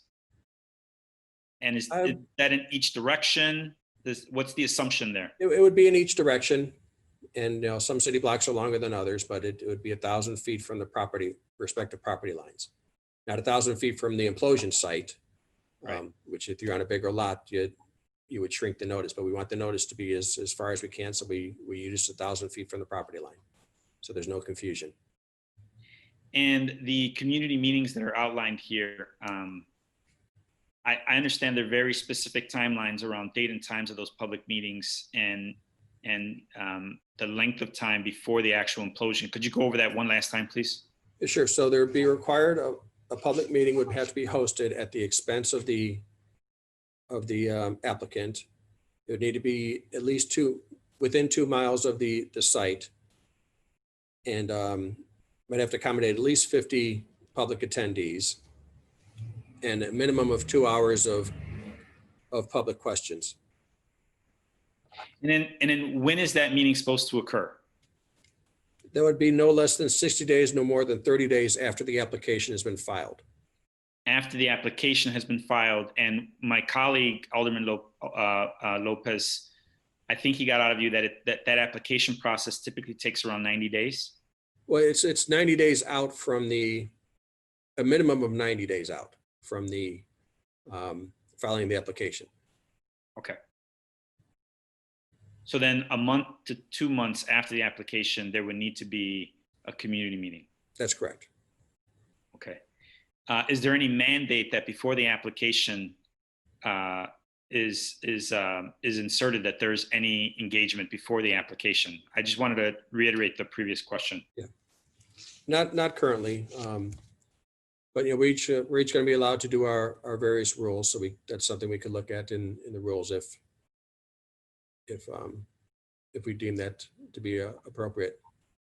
Point of information, Chairman. Alderman Lopez. Point of information, Alderman Lopez. Forgive me, Alderman Rodriguez, but is there anything that would preclude us from including in the application process that aldermanic notification or community notification must be included at the time of proof of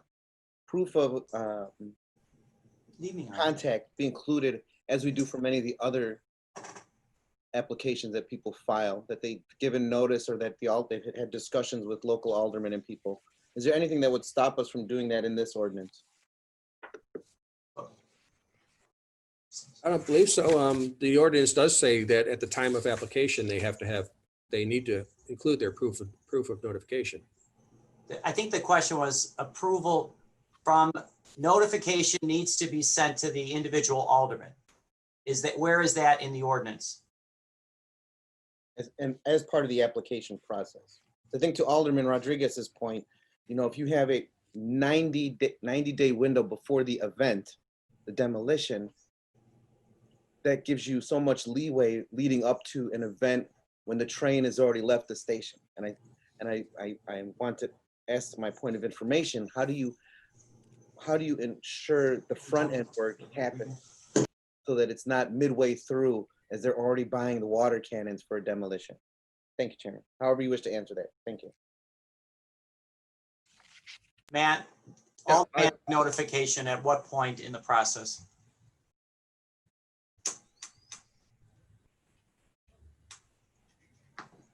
I believe it's at the time of the application.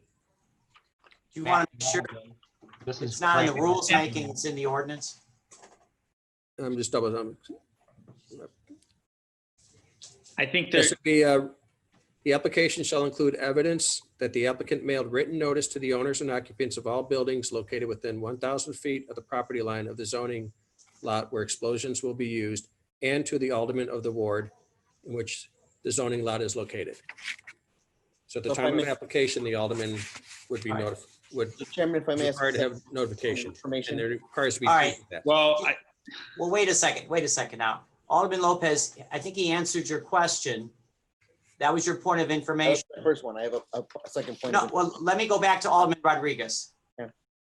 Alderman Rodriguez. Thank you. I think that I'm almost done.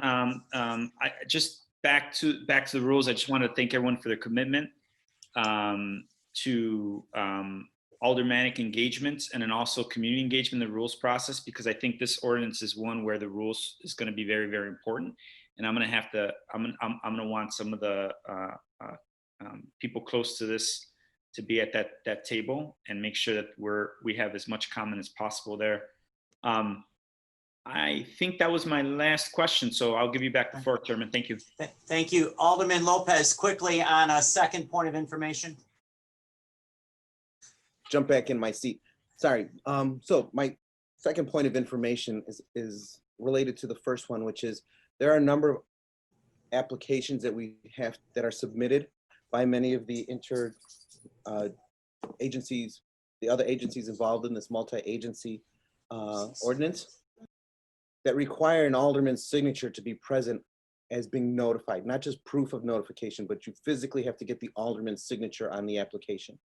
Why, what would preclude that from being included in this particular ordinance?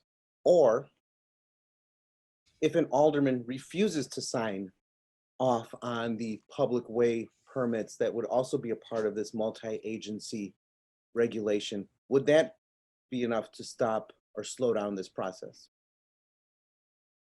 And I think that's not a point of information. That's a point of criticism that you're making. You know, for many of us, we have demos, not as important as implosions, but we get notice on any demo in the alderman's office. And I think we don't sign off on every demo, but we do get notice.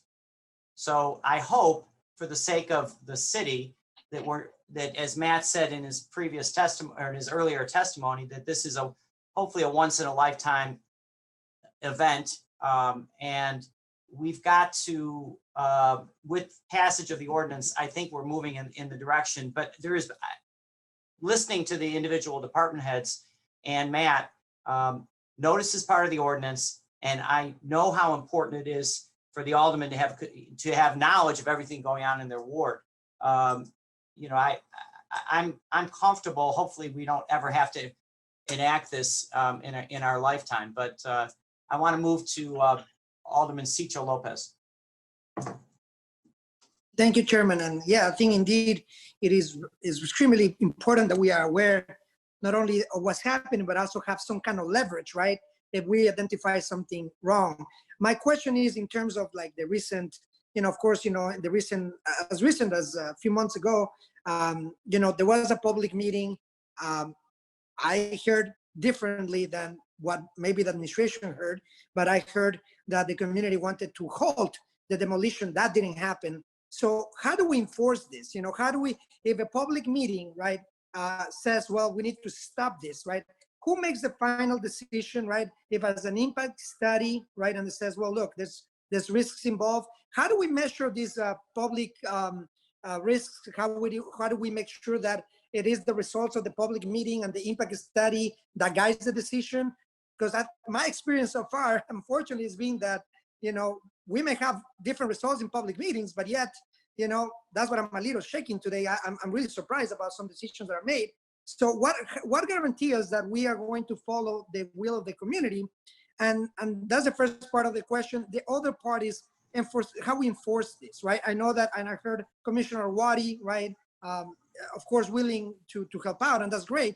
My issue is obviously the matter of capacity, right? I know that we have a Department of the Environment that was promised that I think we need to somehow reinstate, because my risk is on how do we enforce this, right? So those are the two questions. Thank you. Thank you, Alderman. Can we get a response to Alderman Cicho Lopez's two questions, please? Sure. This is Dave Graham with Public Health. I apologize. You know, moving forward in this particular in a future implosion, we will not be moving forward until we get all of those things that we need that are outlined in this ordinance and then our future rules. So, you know, unfortunately, with some things that happen halfway through, things become dangerous. So the intent is that as we move forward, before there's actually a permit is issued, we're going to have, or during the permitting process, we're going to make sure that all of the concerns that we have and from the public, that they're addressed as possible, as necessary. Now, the other question was, if there was obviously consternation, there's a dispute, at the end of the day, Matt, I would think the building commissioner signs off on the demo or on the implosion.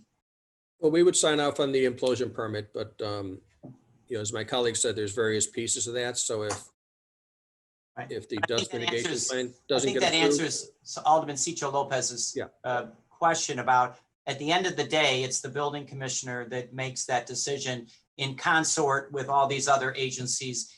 notice to the community meetings and aldermanic input. That's correct. We'd probably be the last piece of the puzzle, but I do want to stress that this ordinance, what is having OEMC as a quarterback. So we do have a coordinating body over the various departments that have a role in this. Okay, Alderman Cicho Lopez, do you have one last question on this? Because we've got a couple more Yeah, hours no, to get back to I'm Pilsen. good, I'm good. Alderman Brian? Brian Hopkins, you're up. Can you hear me? We can hear you, Brian. We can also hear your Okay. child. Yeah, I know. Yeah, just, I know it's been asked more or less in 2 or 3 different methods, but yeah, it's your turn. It's my turn. It seems that this ordinance goes all the way up to the line of actually granting aldermanic authority, and then just stops there. So someone who drafted this ordinance could explain why not just take that next step. Given everything that happened in the Hillco situation, it just seems to me it makes the most sense from all perspectives, both the executive and the legislative branch and the internal departments, to have the aldermen clearly on the record, not just involved in it, but authorizing it. And we go almost to that point and then just stop short with this ordinance. So I was wondering if someone could just explain the justification for that decision. Matt, you want to talk about, let me just say from my own perspective, as previous speakers have talked about, these implosions and demolitions are a science in of themselves and an engineering feat. You know, I'm not sure as the local alderman, I want to be signing off on something where I am not entirely schooled to make that decision, but I rely on the consortium of departments to help steer this process. So that, Brian, I'm not sure I would want to have that final say off, but could you elaborate on more, Matt? Sure. This is consistent, as Chairman Tunney said, with the other demolition permits. Buildings looks at the, do they check all the boxes for having a permit issued? Are they following the code? And if yes, then we are obliged to issue a permit. Okay, well, and I appreciate your comments, Chairman. We're not experts in many things that we're required to authorize one way or another. And I'm sure Alderman Rodriguez could attest to the fact that the residents of our ward typically don't really accept as an excuse, oh, I didn't have that authority, it was somebody else's decision. They expect us to be making decisions on all manner of things. And if we're not experts on it, we do rely on those who are in order to make those decisions. And I would think this would be just one other element of our job, that the residents expect us to get up to speed quickly and to make an informed and intelligent decision on their behalf. So thank you. That's all my only comment. Thank you, Alderman. I see a future alderman in that background. I hear a future alderman there. So I don't have any further questions from committee members. Do I hear a motion to pass this item on the same roll call that was used to determine quorum? So moved by Alderman David Moore. Alderman David Moore moves to pass. I want to be recorded as voting no, Mr. Chairman. Okay, all those in favor? Aye. Aye. And any opposed, in addition to the record, shows that Alderman Tony Beal is a no.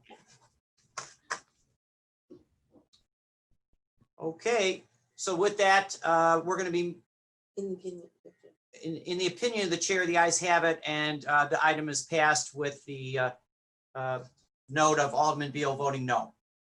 All right. Now we're moving on to TAD-600, introduced by Alderman Riley on 6/17/20, the amendment of the municipal code 17-4 by adding new section 17-4-1100 to establish requirements for roll-up overhead or sliding security gates or doors. It's my understanding we have a substitute on this matter. Can I get a motion to accept the substitute by the same roll call that was used to determine quorum? So move, Chairman. Alderman Lopez. Alderman Lopez moves to accept the substitute. All those in favor? Aye. Aye. Any opposed? Can you say aye? Opinion of chair, the ayes have it. Substitutes before us. Alderman Riley. Thank you, Chairman and colleagues. This is a pretty simple ordinance. It was introduced at the request of the Chicago Loop Alliance, which is the business association and delegate agency for SSA number 1 in the Loop. And what the ordinance would do, it would only apply to D zoning districts, so downtown zoning districts only. But any roll-up overhead or sliding security door or gate installed after July 30th of this year for ground floor retail or commercial uses located in any building in a D zoning district must be located inside of any storefront window, be clear and non-reflective, allowing views of indoor commercial space or product display areas, and 3, comply with any transparency requirements, including section 17-4-504C, or the terms of any plan development ordinance as applicable. And this ordinance would take effect upon passage and publication, obviously grandfathering in all pre-existing rolling gates that are in place by July 30th of this year. The purpose for the ordinance, and I also have a letter of support from the head of the Chicago Loop Alliance, Michael Edwards, which I will tender to the committee. He was unable to testify today because he's out of town. But this, I think people remember back in the 80s, State Street, Wabash, and other commercial corridors in the Loop had these steel or iron roll-down doors for security. And of course, we want our shopkeepers to be able to secure their storefronts. But the aesthetic implication was that when these roll-up doors were secured, literally blocks upon blocks of the Loop looked as if it was abandoned. And that's not the message that we're trying to send to tourists and visitors and future investors in our property in the Loop. We want people to know that we're open for business. And so this was brought to me by the business people and landlords who are in the Loop to try and ensure some kind of aesthetic continuity. I'm informed that the solutions that this ordinance would require are competitive, meaning that there are many options. They're price comparative to the steel gates, but they allow people to see in and out of the storefronts. And many store owners keep their storefronts lit in the evening. And so for pedestrians who are traversing the downtown area overnight, having that extra light, the access to the security cameras inside of those stores for more eyes on the street, literally, I think is important. And so this is something that I've gotten a number of emails and phone calls in support of. I think it'll help preserve all the great progress that we've made in the Loop and downtown, improving the aesthetic and making it more of a 24-hour destination rather than a location that is closed for business at 6 p.m., which used to be the norm in the Chicago Loop. So this is really an ordinance that was brought to me by members of the community. It makes good sense to me. I think it promotes public safety. It promotes the aesthetic. As you all know, we have a lot of historic and landmark structures and facades along State and Wabash streets. That's really the corridor that we're trying to focus on here. That's where there's a preponderance of these types of gates, and where frankly we've had a lot of smash and grab incidents over the last several weeks, which are completely unacceptable. And then, as we all know, at the end of May, there were riots and looting that occurred on a grand scale downtown. And so retailers are inclined to take extra precautions to secure their storefronts, their investment, their merchandise.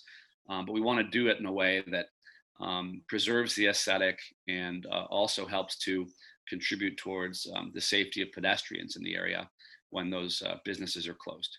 I'd be happy to answer any questions. All right. Thank you, Alderman Riley. We have Alderman Ray Lopez with a question. Thank you, Chairman. And thank you, Alderman Riley, for this ordinance. My question actually would be, why is this only limited to the loop? Why is this not something that could be applied citywide for many areas, like back of the yards, for example, where Alderman Taylor and I have Ashland Avenue looks exactly how you described it, like it's closed. Why is this not a citywide issue? Sure, Alderman, thank you for the question. As I do often, I try not to impose a policy that seems good for the central business district on the entire city, just out of sensitivity for my colleagues and out of respect for your wards. But I know that the Legislative Reference Bureau would be happy to assist you and our colleagues in applying this more broadly with a follow-up ordinance, and I'd be certainly happy to help in that effort. But my immediate purpose is to get this in place for the central business district, those de-zoning districts, where there's a lot of this refitting of storefronts going on right now. So we're going to give folks till the end of the month to put in and install whatever devices they've already selected. But after that point, we're going to ask them to select a product that is transparent.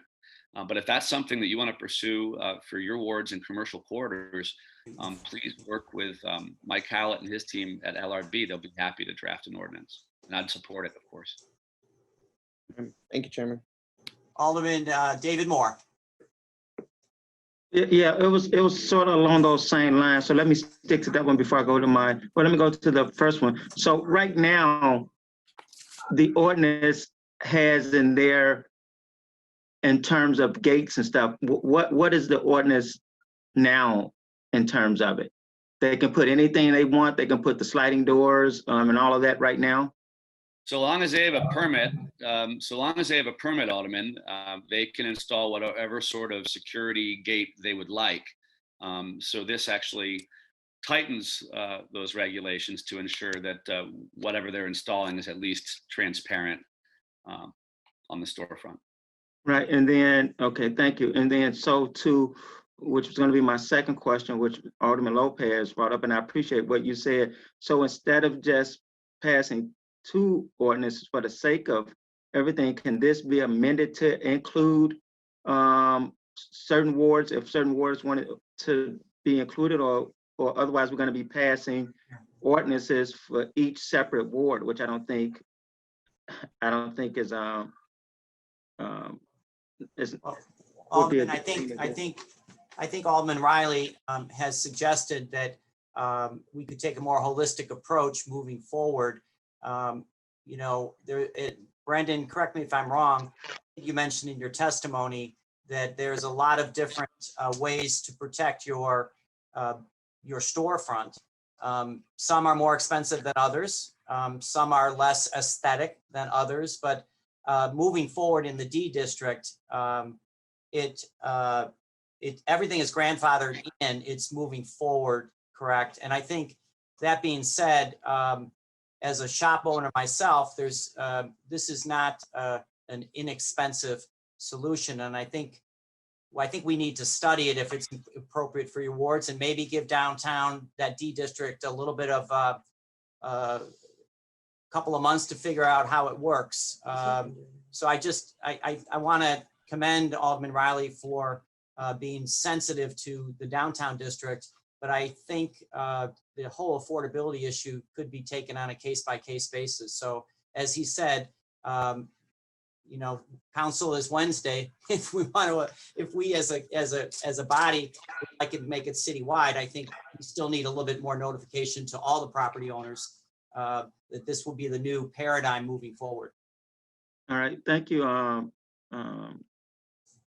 Chairman, and thank you, Alderman Riley. And we'll definitely utilize your staff to extend this into our wards. I appreciate it.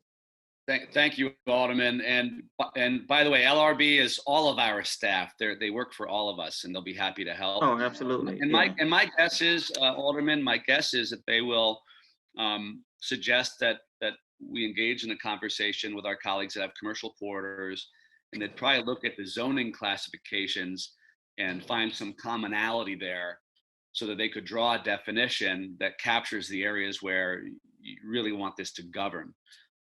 But again, LRB will provide all the technical assistance that's needed to do that. All right. Thank you. Thank you, Brendan. Alderman Walter Burnett. Thank you, Chairman. So I have, of course, I have some of the D districts in my ward also. So Brendan, I want to know, so is this competitive pricing? Is the cost for this competitive for the store owners? And then also I want to know, how do you lock the gates from the inside?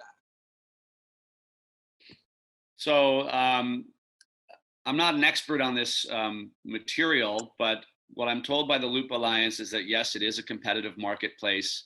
So you can get competitive bids for these products.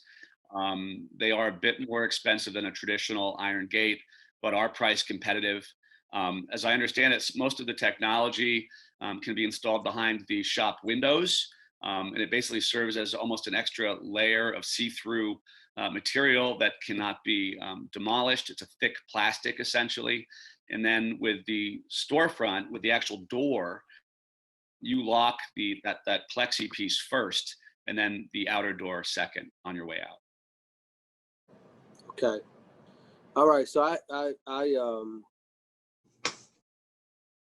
so this is covering part of my ward, and I don't know how my businesses feel about it. I know the Loop Alliance. Have they spoken to other businesses in the business organizations in the D districts? I don't believe they've engaged with businesses in your ward, Alderman, and I apologize for that. So, and I'm sure Brian had the same thing I have going on, and Michelle and Pat probably. No, Sophia was first. Okay. Point of information. We've got point of it. Okay, Alderman Burnett. I know we're going to hear from some of the other alder women that have D districts. So I'm gonna ask for them to ask their questions. But before then, David, Alderman Moore. I just thought Alderman Riley said it was just in his ward. No, I said it's in the D zoning districts. And my ward is 100% D zoning districts, but there are slivers of Alderman Burnett's ward, Hopkins, Dowell, King, and Smith that also have some D, but the vast predominance of D districts in the city zoning code is in the 42nd ward. Thank you, Chairman. All right, Alderman, I think Sophia King was next. Alderman King. Yep, thank you, Chairman. Yeah, I guess I was gonna ask a question in the same vein because I'm normally not on this, I'm not on the committee, so I'm glad I'm here, but Alderman Riley, so this includes portions of my ward too? If you have D districts in your ward, it would. It only applies to D zoning districts, DX, BC, DR. So I definitely do. Did you socialize it with businesses in my ward? Not with businesses in your ward, no, Alderman. Can you forward? Actually, no, I take that back. Yes, we did socialize it with a business group that represents a portion of your ward, which is the Chicago Loop Alliance, who actually brought the proposal to me. Right. So they didn't bring it to me, but can you email it to me right now? I don't have a copy of it. Sure. Yeah. Sophia, what is the? To our city email. We'll send it to your city email as we speak. Is that okay? That would be great. Okay. Is there another question, Alderman King? No, just, I know, I hear. Make sure. All right. I want to make sure my community is represented well. We have a good portion of D district and part of downtown, so. Great. Yep. Thank you, Chairman. Alderman Dowell. Yes, thank you, Mr. Chairman. I have two questions for Alderman Riley. Does this apply to stores of any size? I mean, there's no square footage definition here? It applies to any storefront for retail frontage that is located in a D zoning district for that. Okay, so it could be a tiny store, it could be Bloomingdale's. Okay, so I have the same question that Alderman King has, the extent to which The Loop Alliance has had a discussion with the Near South Planning Board, which represents many of the D-zoned retail store owners in my ward. I can't speak to what their outreach efforts were, Alderman. Okay, well, would you, as the sponsoring ordinance or sponsor for this ordinance, be willing to hold this, to ask the Loop Alliance to socialize this a bit more with other D-zoned areas in the city? Yeah, that's fine. That's I was just trying to get this done in the in an expedient manner because many people are currently outfitting their storefronts, and I think at a certain point in time, the opportunity or actually the necessity for this ordinance will have passed.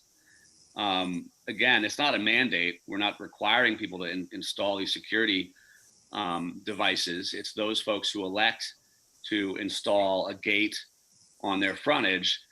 This would be the kind of materiality they'd need to use. What vendor they use, which supplier, all that is up to them. And again, it's not a requirement to install it. That's only if you choose to take that extra step to secure your storefront. I'd be shocked if people who represent other commercial quarters near downtown wouldn't want a better aesthetic option that doesn't make their neighborhood look like it's closed for business. I'm not saying that they don't, but I would like to know that versus just assuming that if I'm being asked to vote on something that affects the businesses in my ward. That's all I'm saying. Okay, well, my guess is without an August council, the cow will already be out of the barn. But I'm certainly not trying to ram this down anybody's throat. So if this ordinance is even worth pursuing in September, I guess we can call it up then. The purpose here was to try and guard the aesthetic of the central business district and the loop. If that's not something we want to do today, we'll hold it. But my guess is it probably won't be necessary in September. So let me ask the wish of the committee members. So is it possible? Can you restate your request to Alderman Riley, please? So Alderman Tunney and Alderman Riley, is there a way that we can do this and give aldermen an opt-out in their wards? Can we amend it and give aldermen an opt-out if they didn't want it? I mean, not saying, I don't know if my community probably want it. I think it's a good thing. I just don't know what the pricing is and how they, all of them starving right now. So I don't know, what the how you doing, what the dynamics is on that. Is there a way that we can amend it and per ward? Is there someone here from the law department, Chairman? That way Alderman Riley can still pass his, get his going, and then if we want to be included, because Chairman, my purpose is not to, impose this on my colleagues. If they aren't comfortable with it yet, want to learn more about it, I'd love for there to be a mechanism for them to exclude their areas until they feel better about it. If that's Chairman? All right. Chairman? Thank you, Alderman Dowell. Yeah, I have one other question. Does Alderman Riley's ordinance apply to businesses located in planned developments which may have an underlying D zoning? Yes, it does specifically apply to planned developments, but the more restrictive requirements apply. So if the PD has even more strict requirements for frontages and how they manage retail in that PD, that would supersede this ordinance. Okay. But as you know, Alderman Dowell, the vast majority of our PDs are D districts. Yeah. All right. Let me ask if Jeff Levine is available. Do you want to maybe Alderman Riley would restate his question to Jeff Levine? Good morning, Jeff Levine, Department of Law. Yeah, I heard the question. I think to do a ward-based opt-out is legally problematic. It is possible to do a more geographically targeted opt-out, like designating a particular stretch that it does not apply to, much like liquor moratoria. However, I think that the essence of this has a kind of general applicability quality to it. And I think my recommendation would be to try to work out whatever, or I guess negate whatever business opposition there might be and pass it in its current form. I'm trying to think about whether there are any ways to pass it on Wednesday, but still allow for the kind of outreach time that Alderman Dowell is asking for. I haven't come up with an idea yet, but I can keep thinking about that while the meeting goes on. Chairman, if I could ask a question of Jeff. Alderman Riley. There are lots of areas in the code, Jeff, where we have a physical description of the boundaries as defined by streets. And I guess why I didn't prescribe that this apply to D districts. I think that happened in the lawyering, but would be perfectly happy to have this only apply to a very, very finite geographic boundary in the central business district, as we've done with other ordinances in the past. Again, my effort here is not to scoop up other wards into this policy, and I'd be perfectly happy to serve as the city council's guinea pig on this effort and see how, give all my colleagues time to socialize it with their businesses to see if they would like this to apply to all D districts. My point is that we've got folks installing these storefronts in the next month, not 3 months from now. And so for me, at least in my ward, it's urgent. It may not be in some of my colleagues' wards. Can I ask, it sounds like what you are suggesting is defining a bounded area that is based in logic and is not simply the ward boundaries.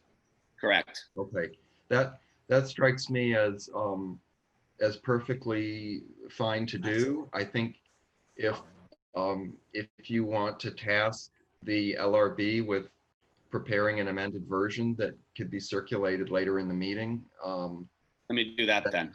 Then the committee could certainly swap that out and pass it as amended. Perfect. And then later on, Mr. Chairman, if I may speak, and then later on, Jeff, if the rest of us wanted to be added to it, we always can amend it, right? You bet. Okay. All right. So we're going to hold. Sounds like we're going to hold on this item. Yeah, Chairman. We'll revisit it today. Yes, Brendan. So yeah, I'll pop off and ask LRB to whip up a substitute that reflects what we just discussed. Thank you, Alderman. All right. Thank you. So now we're going to move on to large signs over 100 square feet in area, 24 feet above grade. We'll hear them all together. I will read the ward followed by the address and take a motion at the end. In the first ward, 2 signs at 1425 North Milwaukee. In the third ward, 329 East Garfield Boulevard. In the third ward, also at 209 East Cullerton. In the 11th ward, 639 West Roosevelt Road. In the 25th ward, 3 signs at 560 West Crenshaw. Lastly, in the 28th ward, 1401 West 15th Street. Can I get a motion? A motion on accepting the sign. Move to pass by Alderman Wags. Hold on a second, I gotta read it correctly. Sorry. All right. So, motion by the same roll call vote that was used to determine quorum. Alderman Wagisback moves on that motion. All those in favor? Aye. Aye. Any opposed? These items are passed. All right. Now, we have one item. It's a landmark item. It's not in Pilsen. Don't get too excited yet. We have item number OR 2020-156. The order is referred to on June 17th of 20. Historical landmark fee waiver located at 5023, 5029, and 5035 South Greenwood Avenue. It is my understanding we have a substitute on this matter. Do I hear a motion to accept the substitute by the same roll call that was used to determine quorum? Alderman Cardona motion move. Alderman Cardona moves to accept the substitute. All those in favor? Aye. Any opposed? In the opinion chair, the ayes have it. Substitute is before us. We have Deanna Cavallo from the Department of Planning and Development to answer any questions on the matter. Deanna, first talk about the substitute, please. Hello, Chairman Tani and members of the committee. So this is a permit fee waiver in the amount of $1,500 for a project of masonry exterior work at KAM Azaya Israel Congregation Church. The property is a landmark. It was designated in 1977, and it is a home to the two oldest Jewish congregations in Chicago. It was founded in 1847 and 1852. The temple was designed and constructed by architect Alfred Alschuler in 1924, excuse me. So we recommend approval of this permit fee waiver for the work that has been reviewed by the Landmarks Commission. Thank you. I believe this item is in the 4th Ward. Alderman King, do you have any further comments on the request? I'm sorry, Chairman, did you just call on me? Yes, Alderman, we're talking about the permit application under landmark for the synagogues on Greenwood and Yeah, no, I'm in favor of that Okay. waiver. Yep. all righty. Thank you. So if there are no further questions by committee members, do I hear a motion by the same roll call that was used to determine quorum? So moved, moved, Chairman. Alderman Haddon. Alderman Haddon moves. Do pass. All those in favor? Aye. Aye. Any opposed? Aye. Opinion chair, the ayes have it. The item is passed. Now we're going to move on to the regular agenda. Let me just see. Again, we're going to go a little bit out of order for Chairman Mitz, who has a previous engagement that she's been very patient on. But in an effort to minimize technical difficulties and to ensure the committee meeting runs as smoothly as possible, the typical order in which items will be heard has been updated. Throughout the duration of virtual committee on zoning meetings, items will be grouped together according to witness/attorney and will be heard in that order rather than the ward order. All right, so let's go to, do they have the bottom? Do they have the page? Okay, so we're in page 11, the top of page 11. The document number is 20258, 37th Ward. Ordinance was referred on November 13th of 19. The common address is 1830 through 64 North LeClaire Avenue, 1815 through 1915 North Laramie Avenue. The change request is a residential plan development number 1149 and institutional plan development 1150 to B32 Community Shopping District, then to institutional plan development 1150 as amended. And we have Graham Grady. the attorney is Graham Grady.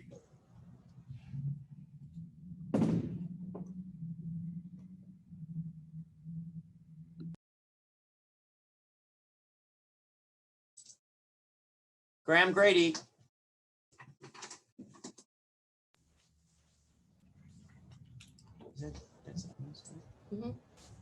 Good morning, Chairman Tunney. Are you able to hear me now? We are, thank you. Thank you, Chairman Tunney and members of the committee, and thank you for your service to the city of Chicago in these trying times. My name is Graham Grady. I'm a partner at the Taft, Stettinius and Hollister Law Firm. First, I request that the proceedings of the Chicago Plan Commission for this application be entered into and made a part of the record of this meeting. Raboyes moves to incorporate the records from the Plan Commission by the same roll call vote that was issued to determine quorum. All those in favor? Aye. Aye. Aye. Aye. And those Aye. opposed? The ayes have it, and the records are incorporated. And continue, Graham.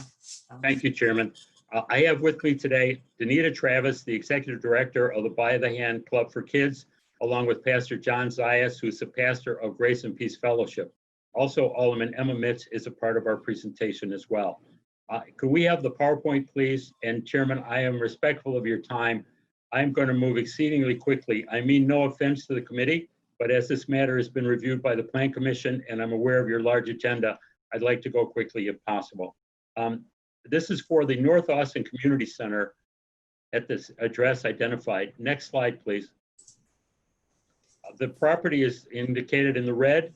The portion on the left, existing PD 1149, is property owned by the City of Chicago, which will be acquired by the applicant. Plan Development 1150 is owned jointly by the Hand Club for Kids and the Grace and Peace Fellowship. Next slide, please. This slide shows the surrounding uses in the area. Next slide, please. In the upper right, you can see this black and white photo shows that the site is largely vacant. The one building you see in the upper right-hand corner is the existing Grace and Peace Fellowship. These other photos show the context of the streets in the vicinity. Next slide. This is a rendering as viewed from Laramie of the new facility. You can see the name there, the North Austin Community Center, as well as the logo of the By the Hand Club for Kids. Next slide. This is a site plan. Starting in the upper right-hand corner, the gray building that you see there is the existing Grace and Peace Fellowship Church and Social Service Center, about which you will hear more shortly. To the left, the large gray building, that's the site plan for the new North Austin Community Center, which will provide significant community activities and after-school programming. You will hear more about that later. In the lower left is the outdoor recreation area in blue, which will provide recreational space in the community. To the right of that, in the lower right-hand corner, in the green shaded area, is a large outdoor play field to be developed subsequently for all types of sports, rugby, soccer, and others. Then in the center right, you see the large parking lot, which is very well landscaped. Next slide. This is a floor plan of the North Austin Community Center, recreation space, as well as a meeting space and multi-purpose space, and it also contains a kitchen. Next slide. This is the roof plan, and the second floor is shown at the lower end. Next slide. This is the shows the different sub areas. To be very abbreviated about it, the blue area is the Grace and Peace Fellowship. The uses will include religious assembly, auditorium, school, community center, daycare, banquet facilities, food pantry, counseling services, and social service programs. The green area permitted uses for By the Hand Club for Kid in the 140,000 square foot North Austin Community Center include after-school related programs, community center, recreation buildings, indoor sports and recreation, and banquet and meeting halls. The purple section at the bottom, again, this is our outdoor athletic facilities, where outdoor athletic facilities will be permitted uses, and the yellow area is our accessory parking. Next slide. The red line shows our vehicular transportation. This is intentionally jogged so that it does not become a cut-through street in the neighborhood. The blue line shows the pedestrian access. Next slide. The project will be totally compliant with the city sustainability matrix. Next slide. This is just an example of construction by the Hand Club for Kids elsewhere in the Austin community. What you see at the top is the former buildings located at 415 North Laramie, and the slide at the bottom is the existing replacement facility, which is a huge community benefit, again at 415 North Laramie, where By the Hand Club for Kids operates after school and enrichment programs. Next slide. The photo at the top is at 416 North Laramie in Central Austin. These buildings have all been demolished and replaced by the building shown at the bottom, which is owned by the Hand Club for Kids, which is the landlord for the Mounting Everest charter school. Next slide. The project timeline is shown here. It's going to move along expeditiously. Next slide. The project benefits are many. 100 construction jobs, 50 permanent jobs, acquisition of long vacant city-owned property, which is in need of environmental remediation. The project budget is in excess of 25 million. There will be full participation here in terms of minority and women-owned businesses, a city residency, as well as significant hiring from within the 37th ward. Next slide. This is the evening rendering. I want to mention to the commission members, we have many more slides on this in this deck, but I'd like to pause here and turn the microphone to Danita Travis, the Executive Director of By the Hand Club for Kids. Danita? Thank you, Graham. Can you hear me? Good. Yes. So I'm founder and executive director of By the Hand Club for Kids, where I have served as a full-time volunteer for 20 years. By the Hand Club is an out-of-school time program that takes kids by the hand in kindergarten and walks with them all the way through college, mind, body, and soul. And I could share many, many stats, but just know that we partner with 18 Chicago public schools today, and our principals at our partner schools recommend children to us who are not meeting reading standards. And today, 2/3 of our kids are on the honor roll. And we're so proud of them and so excited about that. Just a couple of other statistics. Our annual operating budget is $10 million, and only 6% of that comes from the government. Most of our money comes from private donations. We employ 139 full-time and part-time staff, and 68% of our staff are African Americans. You saw the work that we're doing in Central Austin. Just want to make a couple of comments about our work there. We're serving 1,000 kids on the corner of Kinsey and Laramie. We've created more than 60 permanent jobs in Central Austin. We've brought in more than $60 million for operating and capital to our neighborhood here. And I don't know if you saw just in the news a couple of weeks ago, but we are so excited. With the help of a lot of friends, we were able to purchase Belmonte liquor stores, and we're tearing that down. And our high school students are popping up a fresh food market to help address the food insecurities in our neighborhood. We're so excited about that. So bottom line is, we want to bring a By the Hand Club to North Austin, and are excited to be able to do this with a long time neighborhood partner, Grace and Peace Church. We bought property there next to Grace and Peace in 2018. We bought an 1.5 acre property, and we've been working diligently on this project. We've engaged schools, parents, children, and have strong support for our plans. By the Hand Club will serve 400 new students in North Austin, and we're most excited about being able to do this in partnership with Grace and Peace Church in order to reach the whole family. So in closing, I'll just say that I think we all are more aware than ever of the importance of investing in our neighborhoods like Austin. And By the Hand Club is so excited and eager to move forward on this project. Thank you. Thank you, Danita. As you can see, members of the committee, Danita Travis is a force of nature. If you could please hearken back to the comments that were made at the beginning of the meeting during the public commentary period. There is huge support for By the Hand Club for Kids and the enormous work that they do in raising up this community. I'd next like to introduce Pastor John Zayas, pastor of Grace and Peace Fellowship. Pastor? Graham, before you do that, Graham, I want you said you were going to be expeditious, okay? We're done. We're done. We got a lot of people that want to talk on this. We heard the public comment period, and I've never seen Alderman Mitz so beaming. So Alderman Mitz is our last speaker, and we want to thank Alderman Mitz for the community process she led. Alderman? Well, wait, are we hearing from the pastor? Yes. Yes, we'd like to hear just a minute from the pastor. Okay. Pastor. I'm afraid that the pastor lost his technological connection. The same thing happened at the Committee on Zoning. I will just say very briefly, in addition to a church, Grace and Peace Fellowship runs a daycare center, a food pantry, and numerous other social services and they've been in this location for many, many years and will continue to provide much needed services there. And I'm sorry you Thank you, can't hear Graham. from Pastor directly.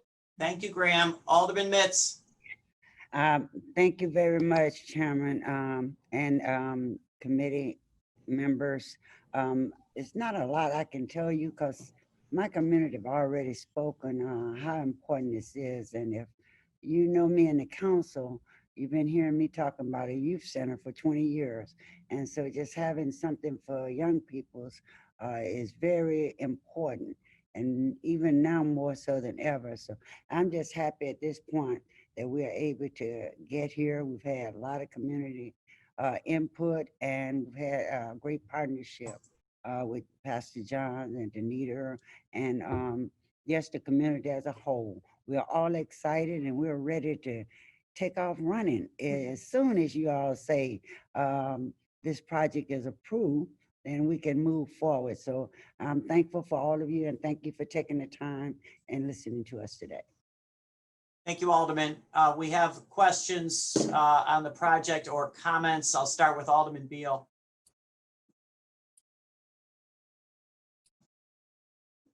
Alderman Beal. Yes, Mr. Chairman. Thank you. Can you hear me? Yeah, we can hear you. Wonderful. Mr. Chairman, I just want to say how excited I am for Alderman Emma Mitz. This is a wonderful project, and she has wonderful partners and by the hand, and the community should be extremely excited about the possibility, well, not the possibilities, the reality of this particular project coming to the west side. I can tell you firsthand, the community center that we built here in the Rose and Pullman community, with the jobs that we've been able to create, has attributed to crime being down almost 40% in my ward. Let me just say, Emma, this is going to help drive crime down on your side of town, and partnering with By the Hands and the things that they're bringing to your community. They've also been in my community in the O'Gill Gardens area for a lot of years. And let me just tell you, you should be one excited alderman to have this project in your ward. So you have great partners. Congratulations. And I am so excited for you and everybody that brought this project to reality. Thank you so much, and God bless everybody. All right. Thank you, Alderman. Alderman David Moore. Yes, real quick, congratulations, Alderman Mitz, but also Danita, I know if we work together, I support you all. So just know that I got next, okay? That's number one. The question, Chairman, Question, David? I'm sorry, I was muted. The question is for Attorney Graham. He said about the city-owned land that there, as they acquire that, there's some environmental issues. Who's taking care of the environmental issues on that? The applicant will be remediating the site pursuant to the state of Illinois program. The applicant, who is that? Yes, that's the By the Hand Club for Kids and Grace and Peace Fellowship. They formed an entity called the North Austin Community Center LLC, and they will be responsible for the remediation, but under the guidance and in coordination with the city's Department of Environment and the state of Illinois. All right, thank you so much. Alderman Cardona. Thank you, Chairman. I just want to I'm excited for Alderman Emma Mitz because where the construction is going to be held is not too far from my ward. And I am so happy for North Austin to have leaders like Hand Club for Kids and Grace and Peace Church with Pastor Zayas. I know Pastor Zayas. I know he's been doing a lot of great stuff in North Lawndale and also with Alderman Emma Mitz. But you know what? It's such a blessing, and it's such a breath of fresh air that's going to be happening right there in the North Austin area. And once again, congratulations, Alderman Mitz. I'm excited for you. I'm excited for this project that's going to be, and I support you 120%. All right. Thank you, Alderman. Alderman Walter Burnett. Yeah, go Walter. Big. Thank you Okay, very much. Walter. Okay. Yes. Can you hear me? We can hear you, Walter. Okay. Thank you very much, Mr. Chairman and members of the committee. I swear by this this organization. They started out in Cabrini Green almost 25 or 26 years ago when I started as alderman. They have helped so many people, lives to be saved in the Cabrini Green area and to advance their lives. And we have a lot of college graduates because of By the Hand Club. They've taken young people who were labeled as kids who couldn't learn and had them to go to college. This is a great organization. I'm happy for Emma. I hope that I will hope that there was some TIF money to help with the remediation of the environmental things over there. But this organization is great. I like to thank Donita Travis for all she do. God bless her, and God bless all of the Christian volunteers that help out with our kids on the West Side. This is great for the West Side, and it's great for the city of Chicago. Thank you. All right, I'm going to call on Vice Chair Raboyes, but we have a number of people that want to testify. But I also am getting numerous texts about other applications and other aldermen's anxiety about hearing their stuff. So let's try to be short and sweet. Vice Chair Raboyes.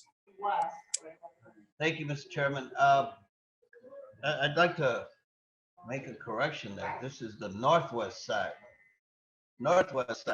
But I am very happy for our colleague, Emma Mitz. Pastor John and I go back at least 25 years. We met while we were coaching football. But I've seen Pastor John in action in the community, and he makes a lot of changes. He makes a lot of difference in our community. I admire his fortitude, his attitude, and his direction of community service for our kids. But I also am very grateful that By the Hand and Alderman Mitz has gotten together on a beautiful project, and it's gonna really bring a lot of resources and the communities in need, why we need to do this. So thank you to By the Hand, thank you to Pastor John, and congratulations to Alderman Mitz. Thank you, Vice Chair. Alderman Jason Irvin.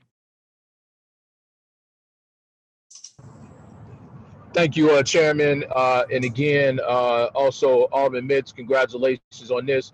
Again, always good to see a Christian organization helping young kids on the west side of Chicago when we have so many people going wayward. They're providing a foundation for our young people that is so sorely needed in our community. So congratulations to By the Hand Club, Pastor John, and Alderman Mitz. And now you don't have to remap mine into your ward. Thank you, and God bless you.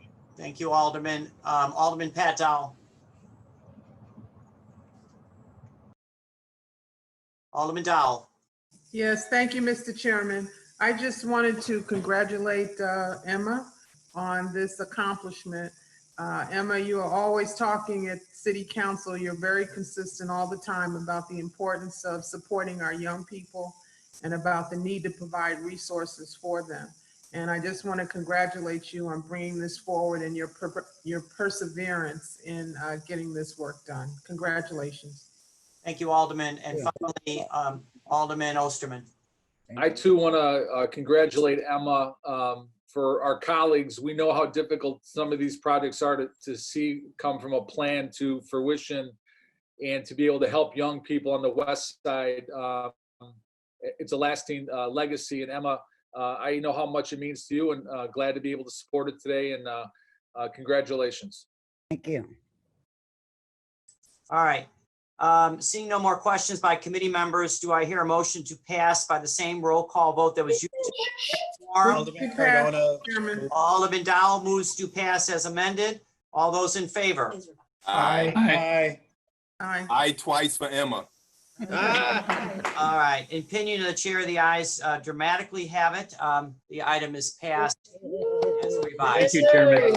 All right. Thank you, Chairman and Congrats. committee. Thank you. All right. Now we're going to be on the top of page 3. And this item is document number A8468, 28th Ward. Ordinance was referred on 12/12 of 18.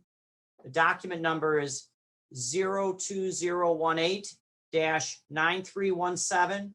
Common address 4500 through 4518 West Harrison. Change request M12 Limited manufacturing district to an RT4 residential 2-flat townhouse and multi-unit district.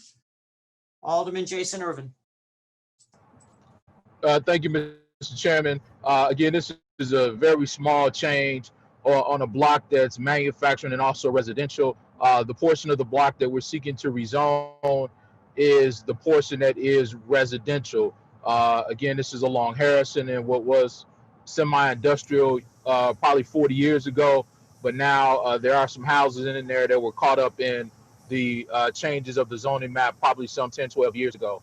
So we're just trying to make these small adjustments. I have a series of these coming to committee to these little small adjustments that you'll continue to see from us as we make some corrections to the zoning map in the ward. So we'd ask for a favorable consideration of this ordinance.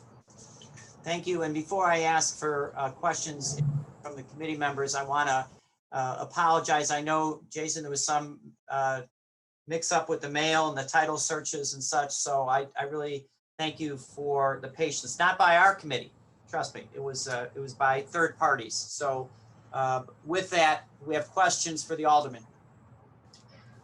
If no questions, moved up, do pass by Alderman Lopez. Okay, there was a motion by Alderman Lopez to move to pass by the same roll call that was issued to determine quorum. All those in favor? Aye. Aye. Aye. Any opposed? Opinion of the chair, the ayes have it, the item is passed. Now, Thank you. all right, next, we're gonna go to the bottom of, the middle of page 11, a little bit out of order. I just wanted to reiterate to our colleagues, we got a long agenda and we're gonna try to go through as expeditiously as Chairman Ed Smith used to say over the years. So I'm gonna read the document number 20256, 43rd Ward. Ordinance was referred on November 13th of 19.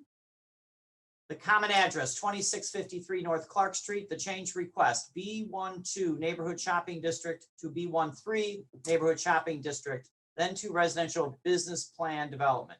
We're going to hear Michelle Smith. Okay, so Alderman Michelle Smith, whose ward this project encompasses, wants to just say a few words before we hear from the attorney, Paul Shadle. Thank you. Thank you very much, Mr. Chairman. I'll be brief, and thank you to my colleagues for letting me to speak first. I have to leave, but I also want to congratulate Alderman Mitz on her terrific achievement. This project will be coming to you is a project that we've been working on for many years in order to preserve a single-room occupancy hotel in Lincoln Park, obviously one of the most expensive areas in our city. And we put together a plan, which you will hear about, wherein we were able to preserve the SRO and have a mid-rise building that fit in very well with the adjoining residential neighborhood. For my colleagues who are involved in these kind of things, when this property was available for purchase, it had been neglected for some time. The owner died, and we were approached by many developers wanting to put up a big high-rise. And that would not have allowed us to either satisfy the community nor meet the affordable housing numbers that we are getting out of this development. So I held out, wouldn't let a developer come on the property until we found someone who would preserve the SRO, which is the company NHP, and they created a project. I think you can see it, the yellow space, that's the Covent, and the yellow space is the Covent, and behind it was a parking lot. And now there will be an apartment building on that back site, and that apartment building is helping to fund the preservation of 31 SRO units who now will be turned into little tiny units with kitchens and baths, whereas before there was no baths and no kitchens in those units. It will also be transformed into supportive housing, which is really important. And I am very grateful to have this development because the people who live in the Covent are part of our communities. They've been there a long time.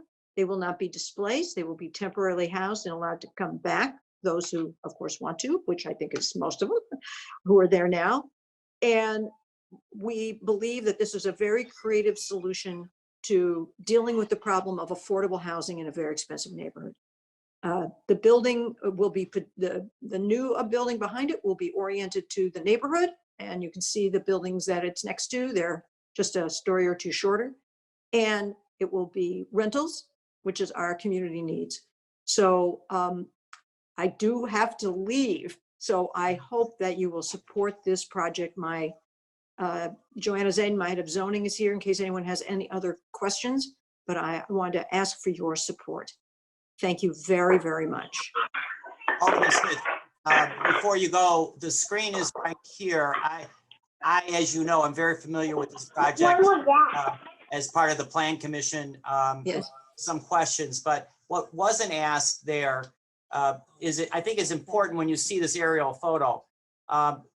The structure, the new structure, as you said, housed a parking facility that serviced the post office, which is directly south of the project. And without that postal parking, have they found alternatives for the post office there? We are working with Congressman Quigley on that project. Okay. You know, this is going to be another year before they dig ground. They have arranged as a backup, I guess I called it, for additional parking for the vehicles that would ordinarily park there at the Century, Tom. Oh, Okay, Chairman, great. at the Century. So there will always be, there's backups and backups, but Congressman Quigley has been really helping us to try to potentially change that location. But thanks for asking. Thank you, Alderman. Now we'll hear from Paul Shadle on the presentation. Morning, Mr. Chairman and members of the committee. I'm Paul Shadle with the law firm of DLA Piper, and along with my colleague Katie Jenkins-Dale, and representing the applicant in this matter, the not-for-profit NHP Foundation. The request before the committee is to zone the property as a residential business plan development to accommodate 2 structures within the PD containing a total of 114 dwelling units, with 30 units in the renovated Coven Hotel and 84 units in a new structure to be built on the existing surface parking lot. With me this morning are Meki Adnani, who's a senior vice president with the applicant, the NHP Foundation, and Dennis Langley, a principal with Weiss Langley Weiss Architects. Our team will, of course, be available for questions. This application was considered and recommended for approval during the July 16th, 2020 Plan Commission meeting, and I'd request that the transcript from that hearing be incorporated into the record of this proceeding. So Alderman Raboyes moves to incorporate the records from the Plan Commission by the same roll call vote that was used to determine quorum. All those in favor? Aye. Aye. Any opposed? The ayes have it. The records are incorporated. Will you continue, Paul? Sure. Alderman Smith has actually described the site in some detail for you, so I'm going to skip over that quickly, leaving the exhibits up. As she noted, the project is the result of an extensive design and community review process led by her. And I also want to thank the city's Departments of Planning and Development, Housing, and Transportation for their engagement with the review process. The Coven Hotel is a historic structure, so it will be rehabilitated to historic standards. As noted, the eastern portion will have this new structure containing 84 apartments, and it's notable that 2 of those will be affordable. The developer of that, or the contract purchaser of that portion, will also pay $794,000 into the city's Affordable Housing Opportunity Fund. If you could go to the next slide. This just shows the project from the northeast, and the last slide shows the project from the northwest. CDOT reviewed the plans for this project and issued their approval. As you just heard, Alderman Smith also supports the project. We have our team here to answer any questions that you, Mr. Chairman, or the committee members may have. All right, Paul, I'm glad you have that slide here because that corner of the Coven Hotel, for full disclosure, I was the tenant in that corner for about 15 years. So it's not like I'm not familiar with the Coven Hotel, and I probably also live about 3 blocks from that. So it's a handsome renovation and the SRO. With that being said, I think Alderman Burnett has a question or two. No, I just want to commend the developer, commend the alderman, and also commend the residents of Lincoln Park for staying inclusive and being creative on financing a SRO building that needed some help. So, and one of the things that wasn't mentioned, the in lieu of fees that goes from the larger building for the affordable housing component is going right into the hotel. So it's not going into the broader ARO funds, it's going right into the hotel to help to keep that building affordable. So I commend the creative financing, I commend the aldermen and everyone that's involved. Congratulations. Any more questions from committee members? Hearing none, can I get a motion to pass by the same roll call vote that was used to determine quorum? Alderman Cardona motion. Our Alderman Cardona moves to pass as revised. All those in favor? Aye. Aye. Any opposed? Opinion chair, the ayes have it. The item is passed as revised. Thank you, Mr. Chairman. Staying on page, let me just double check. We're 11. Staying on page 11, we are going to be in the 47th Ward, document number 20383. Ordinance was referred on April 22nd of 2020. Common address is 5001 through 5009 North Clark Street. Change request, C12 Neighborhood Commercial District to a C22 Motor Vehicle Related Commercial District. We have John Escobar to make the presentation.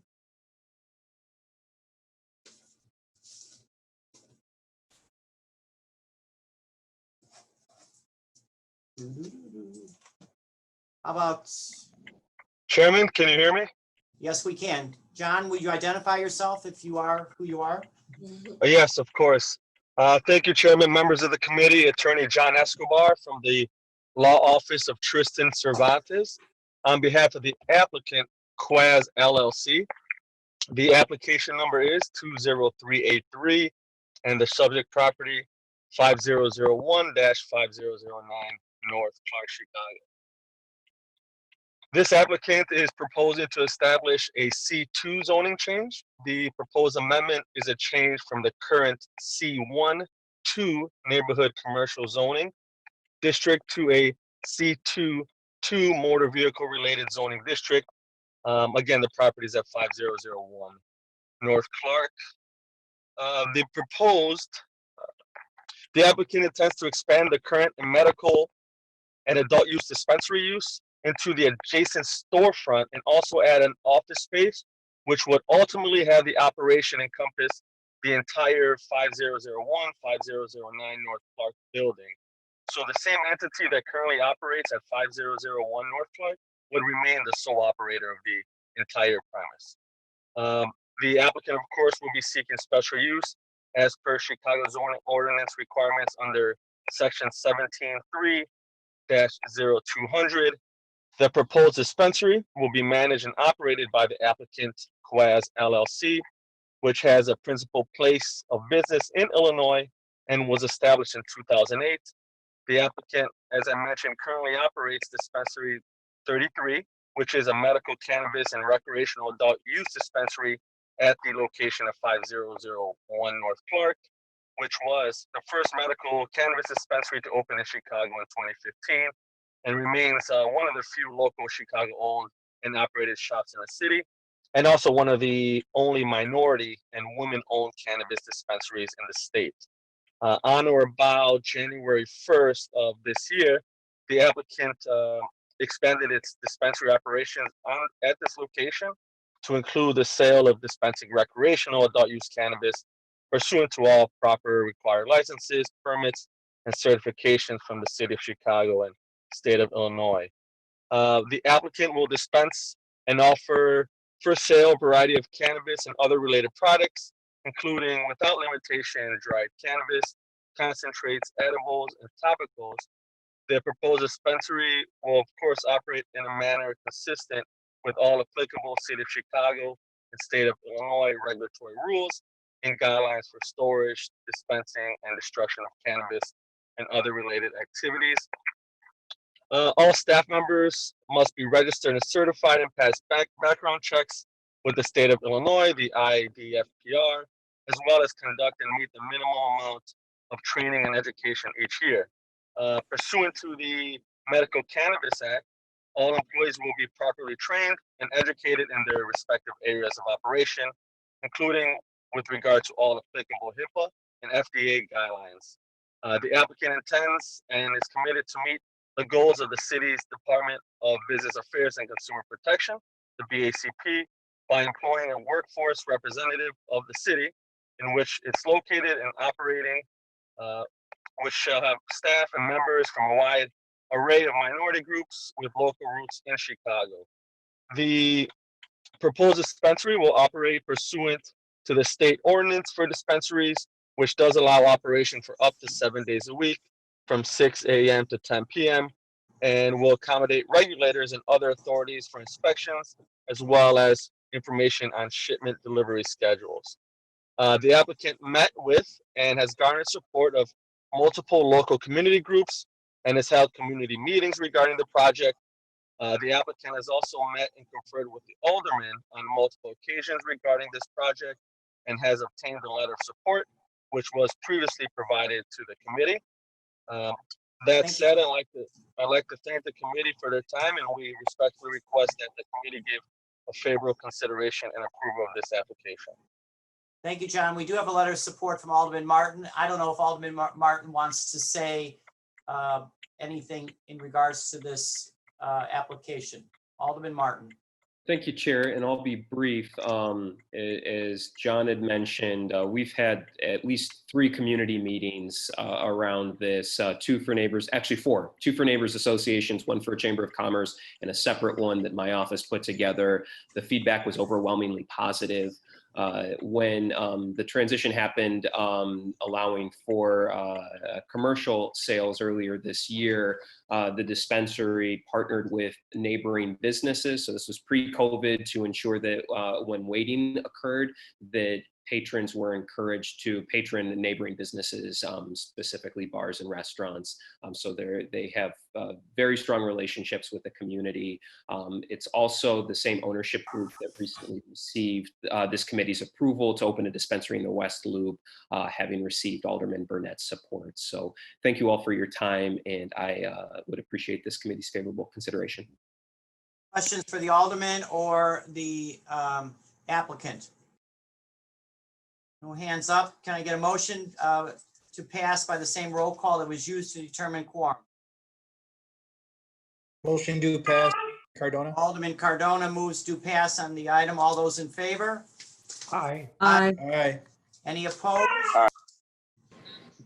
Opinion chair, the ayes have it. The item is passed. Thank you. Thank you, committee. Thank you, Alderman. Thank you, Chair. All right.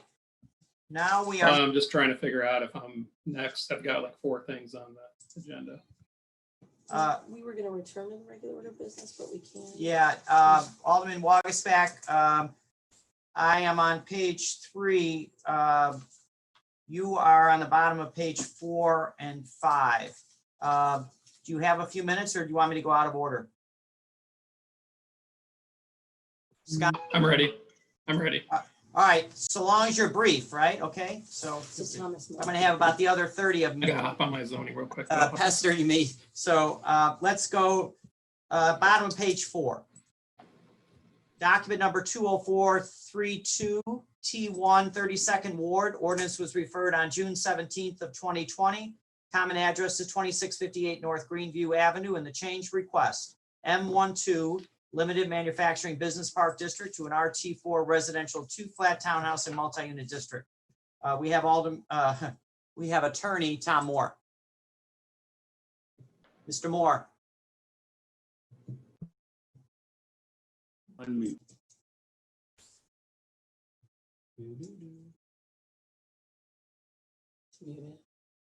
Mr. Moore, you need to unmute yourself, I think. Can you hear me now? Yes, sir. Could you Thank proceed? you. And this is the single family home? This is Greenview. Yes, sir. So this is a single lot that was left in what used to be a manufacturing zone, and it's all now residential. This was the lone manufacturing lot left. We went through a process of the 32nd Ward. We presented a single family plan to them. It is the Alderman does want us to make it a type 1 so that the plan that we showed the community is the plan that will be built. And we presented the plan to the local community group, and we have a letter of support from the Alderman, and we request your support as well. Thank you, Mr. Moore. Alderman Scott Wagasback. Thank you, Chairman. Mr. Moore is correct, and we did have a group meeting with the community. This is for purposes of planning within that community area. And I ask for the favorable consideration of and vote for this agenda item from the committee. Questions for the Alderman or the applicant? Hearing no questions, I get a motion to do pass by the same roll call that was used to determine quorum. Alderman Raboyes moves to pass. All those in favor? Aye. Aye. Opposed? Aye. Continue to chair, the ayes have it. The item is passed. Now we will stick with Attorney Tom Moore. We're going to the top of page 5. The item number is 20053 T1, 32nd Ward. Ordinance was referred on June 12th of 19. Common address 645 through 55 West Fullerton Avenue. The change request, M33 Heavy Industry District to a C32 Commercial Manufacturing and Employment District. Let's see. Attorney Tom Moore. Yes, sir. Thank you, Mr. Chairman. This is a old industrial building in a industrial corridor, and therefore we had to go through, in addition to the zoning change, or in order to zoning change, we had to go through the Plan Commission. And in the Plan Commission, there were many changes, really the whole building changed, the whole concept, because the suggestion was made this should be a much greener, much friendlier, people-friendly, changing it from an industrial building to a people-friendly building where now there's going to be a daycare and a health club and a young person's swim training center. So the first thing is the description in your agenda has really evolved, and we submitted to the zoning department a amended narrative and plans. And I'd ask first that the plans presented to the Plan Commission, the amended narrative and substitute narrative and ordinance and plans be adopted to go forward in this committee. All right, so I'm gonna ask that Alderman, I need a motion to incorporate the records from the Plan Commission by the same roll call vote that was used to determine quorum. I move, Chairman. Alderman Lopez. Alderman Lopez moves in favor. All those in favor? Aye. Aye. Any opposed? The ayes have it. The records are incorporated. Do I need to do this one too? Before we do that? Make sure that they are substituted on plans. All right, so we're also informed that there's a substantive narrative and plans for the type 1 application. Is that correct? That is correct. Okay, so Alderman Raboyes moves to accept the substantive narrative and plans for the type 1 application by the same roll call that was used to determine quorum. All those in favor? Aye. Aye. Aye. Any opposed? So the ayes have it. Substantive narrative and plans are accepted. All right, continue, Mr. Moore. So with the help of the Plan Commission, this project evolved. And so, for instance, the daycare center can't have an outdoor playground because of its proximity to the transfer center on Medill. And so there's an atrium that will feel like an outdoor center, and many other improvements, and a lot of trees and greening up and making the whole feel of the building much more conducive to people use instead of industrial use. And we have the support of both the North Branch Industrial Group and the local community group, the Sheffield Neighbors. And we also have a letter of support from Alderman Wagasback, and we'd request your support on the substitute narrative and plans. Okay, thank you. Alderman Wagisback. Thank you, Chairman. Mr. Moore is correct. We worked very closely with the community group there, North Branch Works in Sheffield. The Plan Commission, as you know, you were there, passed through there with significant changes to the landscaping to really improve that manufacturing area for future development on adjacent properties. And for the repurposing of the building, I'm very happy that they were able to do that for this particular project. So this zoning is for purposes of planning within this community area, and I ask for the favorable consideration and vote of the committee members on this agenda item. Thank you. Thank you, Alderman. Questions by committee members? Hearing no questions, can I get a motion to pass by the same roll call vote that was used to determine quorum? That's with the revised plans and the substantive narrative. So we got to. So moved. Let's ask. Mr. Chairman. Is that Alderman Lopez on that one? Okay, so Alderman Lopez moves to pass. All those in favor? Aye. Aye. Any opposed? Opinion Chair, the ayes have it. The item is passed as revised with the substantive narrative and plans. Thank you very much. All righty.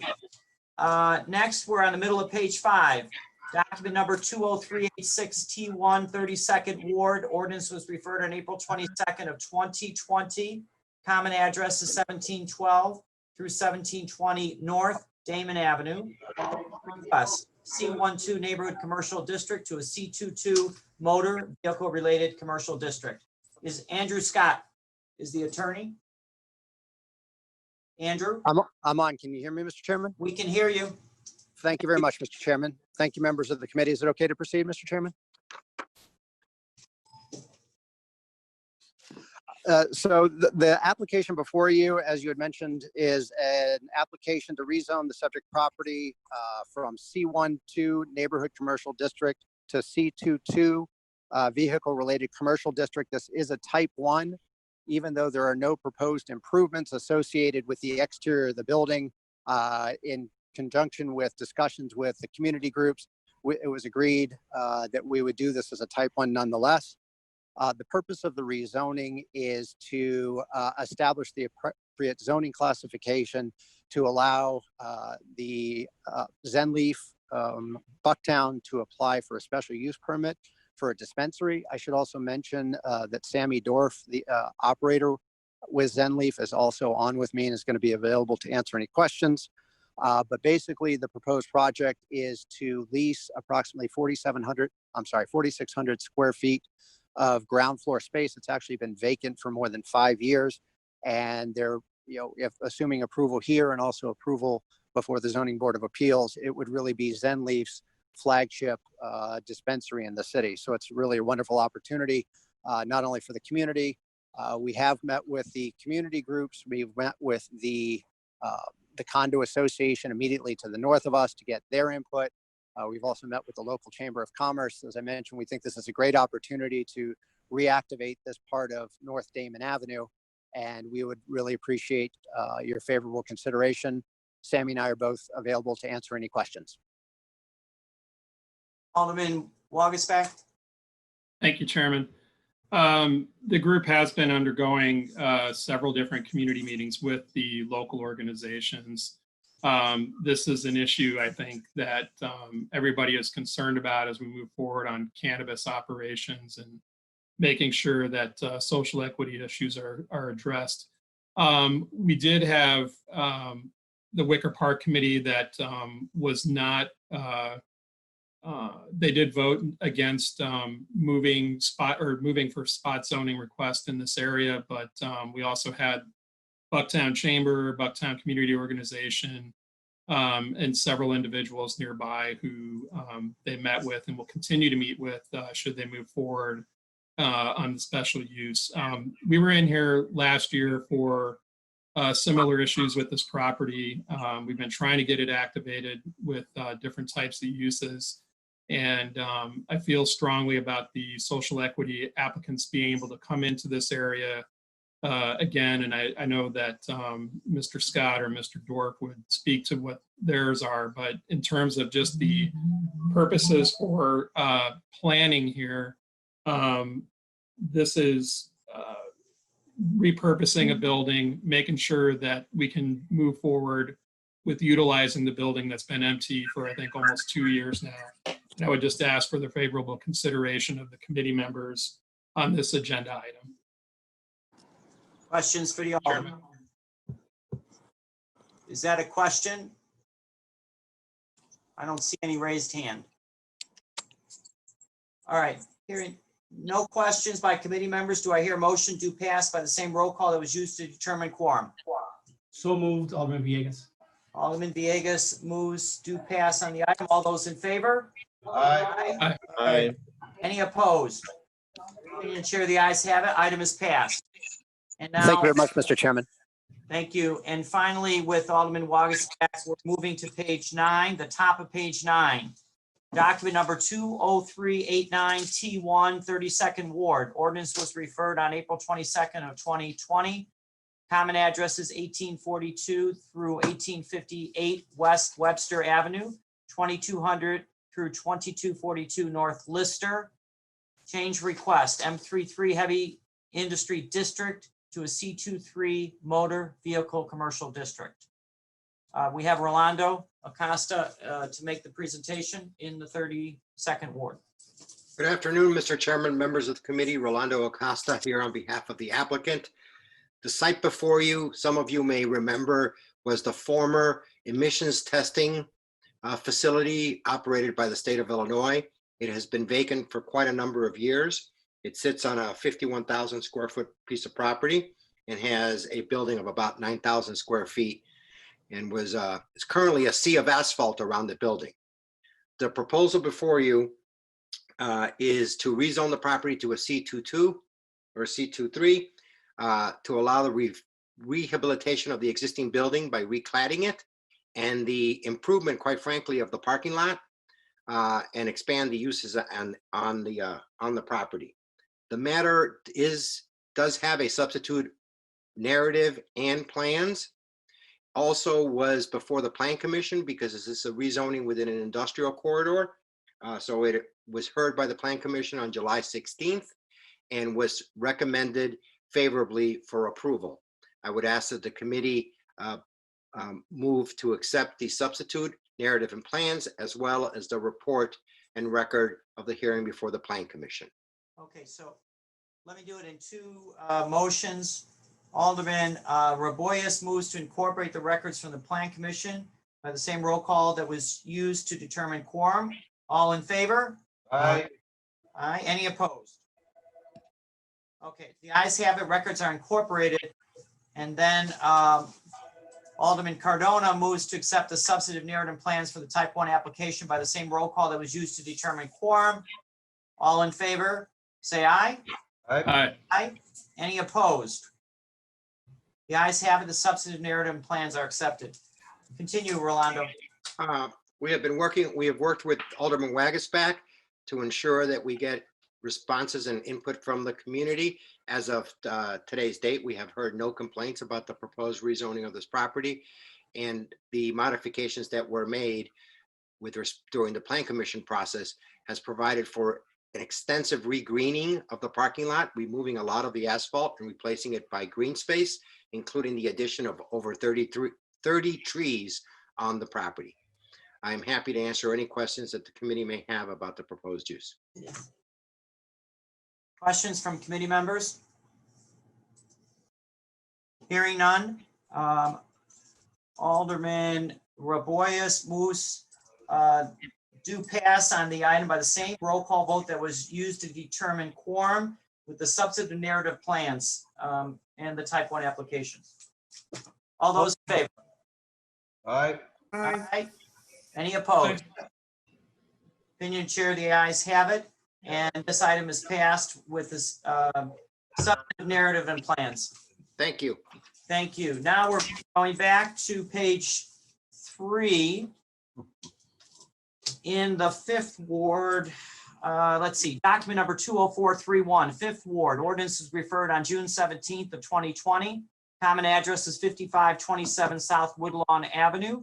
The change request, an RS3 residential single unit detached house district to an RM 4.5 residential multi-unit district. Nick Fatikas. Good morning, Mr. Chairman and members of the committee. I'm stepping in for Nick Fatikas today. For the record, my name is Daniel Box, and I'm an attorney with the law offices of Samuel VP Banks, located at 221 North LaSalle Street.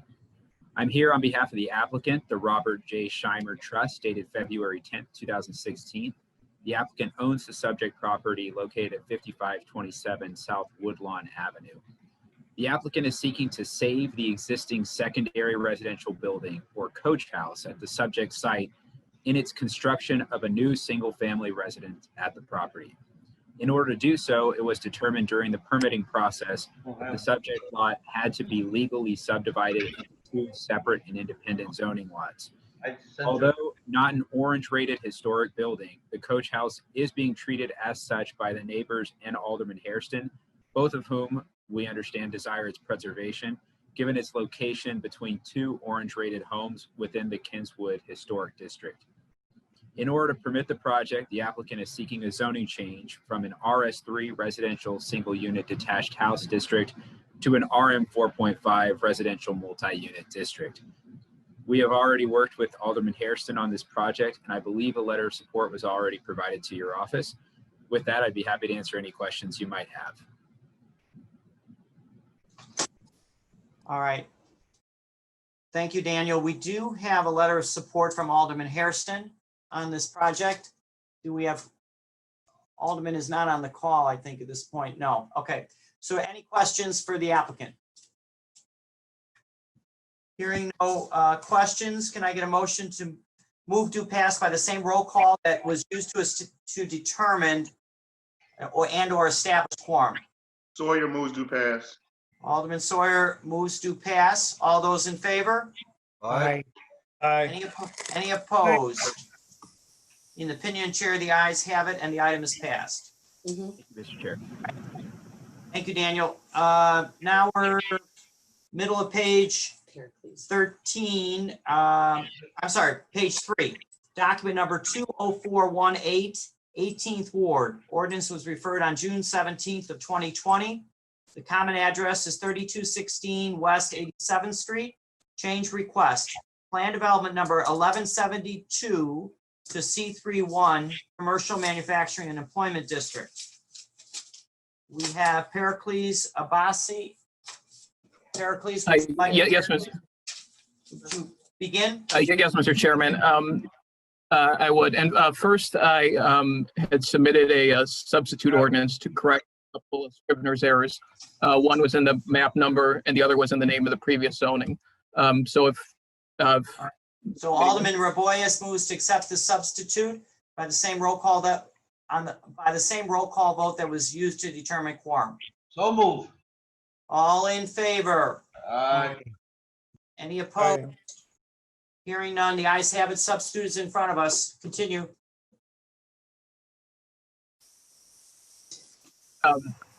Thank you, Mr. Chairman. So this project is at the corner of 87th and Kedzie. I represent the applicant, Little Bear Holdings LLC, who is under contract to purchase the lot with a zoning contingency. We're seeking the zoning change to C31 so that the applicant can open a Buddy Bear car wash, which they have a number of others in the city. The C31 will allow a car wash and prevent residential from being at that property. The car wash will be approximately 4,800 square feet, have about 24 parking spaces / vacuum spaces.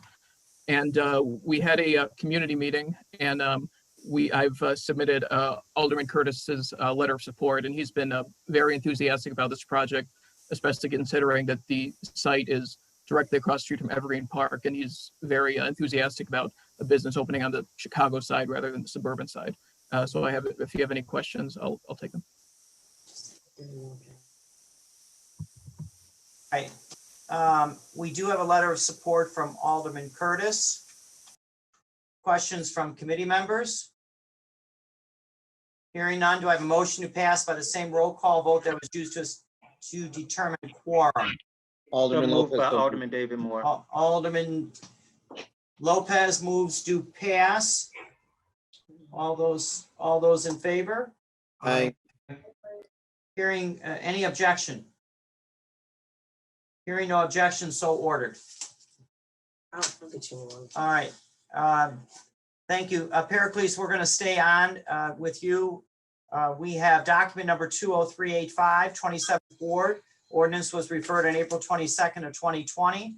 The common address, 816 North May Street, and the change request, RT4 residential 2-flat, townhouse and multi-unit district to an RM 4.5 residential multi-unit district. Proceed, Pericles. Unmute. There we go. Thank you, Mr. Chairman. Yes, this project, it's the young couple that owns this building, and they have a quite undersized lot. It's about 1,400 square feet. So in order to build a second-story addition, to have the floor area ratio, they need to increase the zoning district from RT4 to RM 4.5. Afterwards, the FAR will be 1.43. It'll be 2-story, one dwelling units, and there will continue to be no off-street parking spaces, and it'll be about 30 feet high. We had a community meeting with neighbors of River West a couple weeks ago, and they expressed their support. And if Alderman Burnett is here, he had stated he'd like to give his opinion on it at the hearing, but I'm not sure if he's if I he's think he's still with here right us. now. I think he's still with us. Is that the end of your presentation? Yes, and if All right. I'll answer any questions. Let's hear from Alderman Burnett.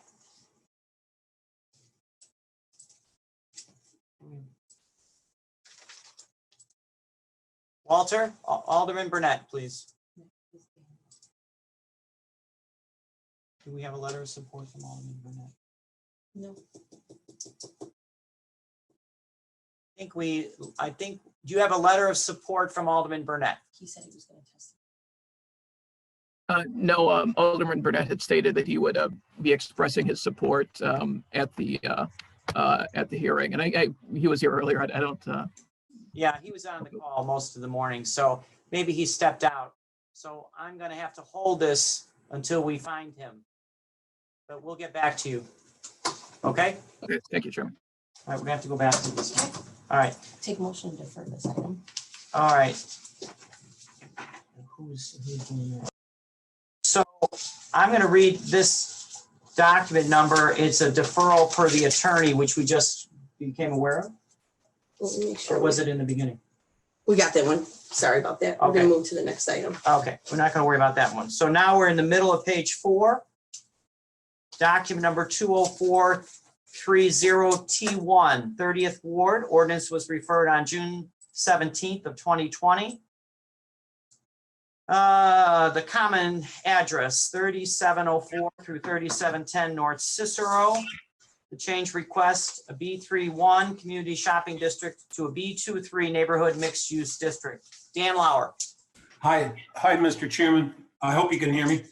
We can proceed. All right. This is application 20430T1, and I have a substitute narrative and plan. So if you could, Mr. Chairman, do that same roll call vote as to determine quorum for me, please.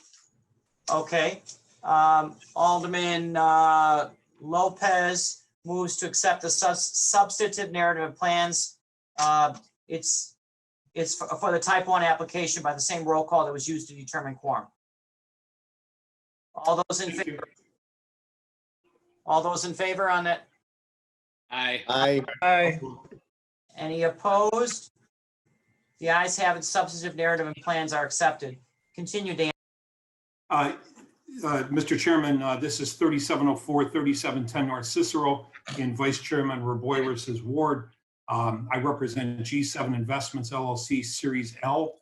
This is an abandoned janitorial supply place called Corti. I did send in some slides, but just imagine just an abandoned 3-lot industrial building that's been vacant for many years, it appears. And at Alderman Ariel Roboyris's direction, we held a community meeting at St. Bartholomew Church on February 13th. Seems like a long time ago, before COVID. There were no objectors at that meeting. Alderman Roboyris has a standard procedure where he allows a comment period for at least 2 weeks from the date of the meeting.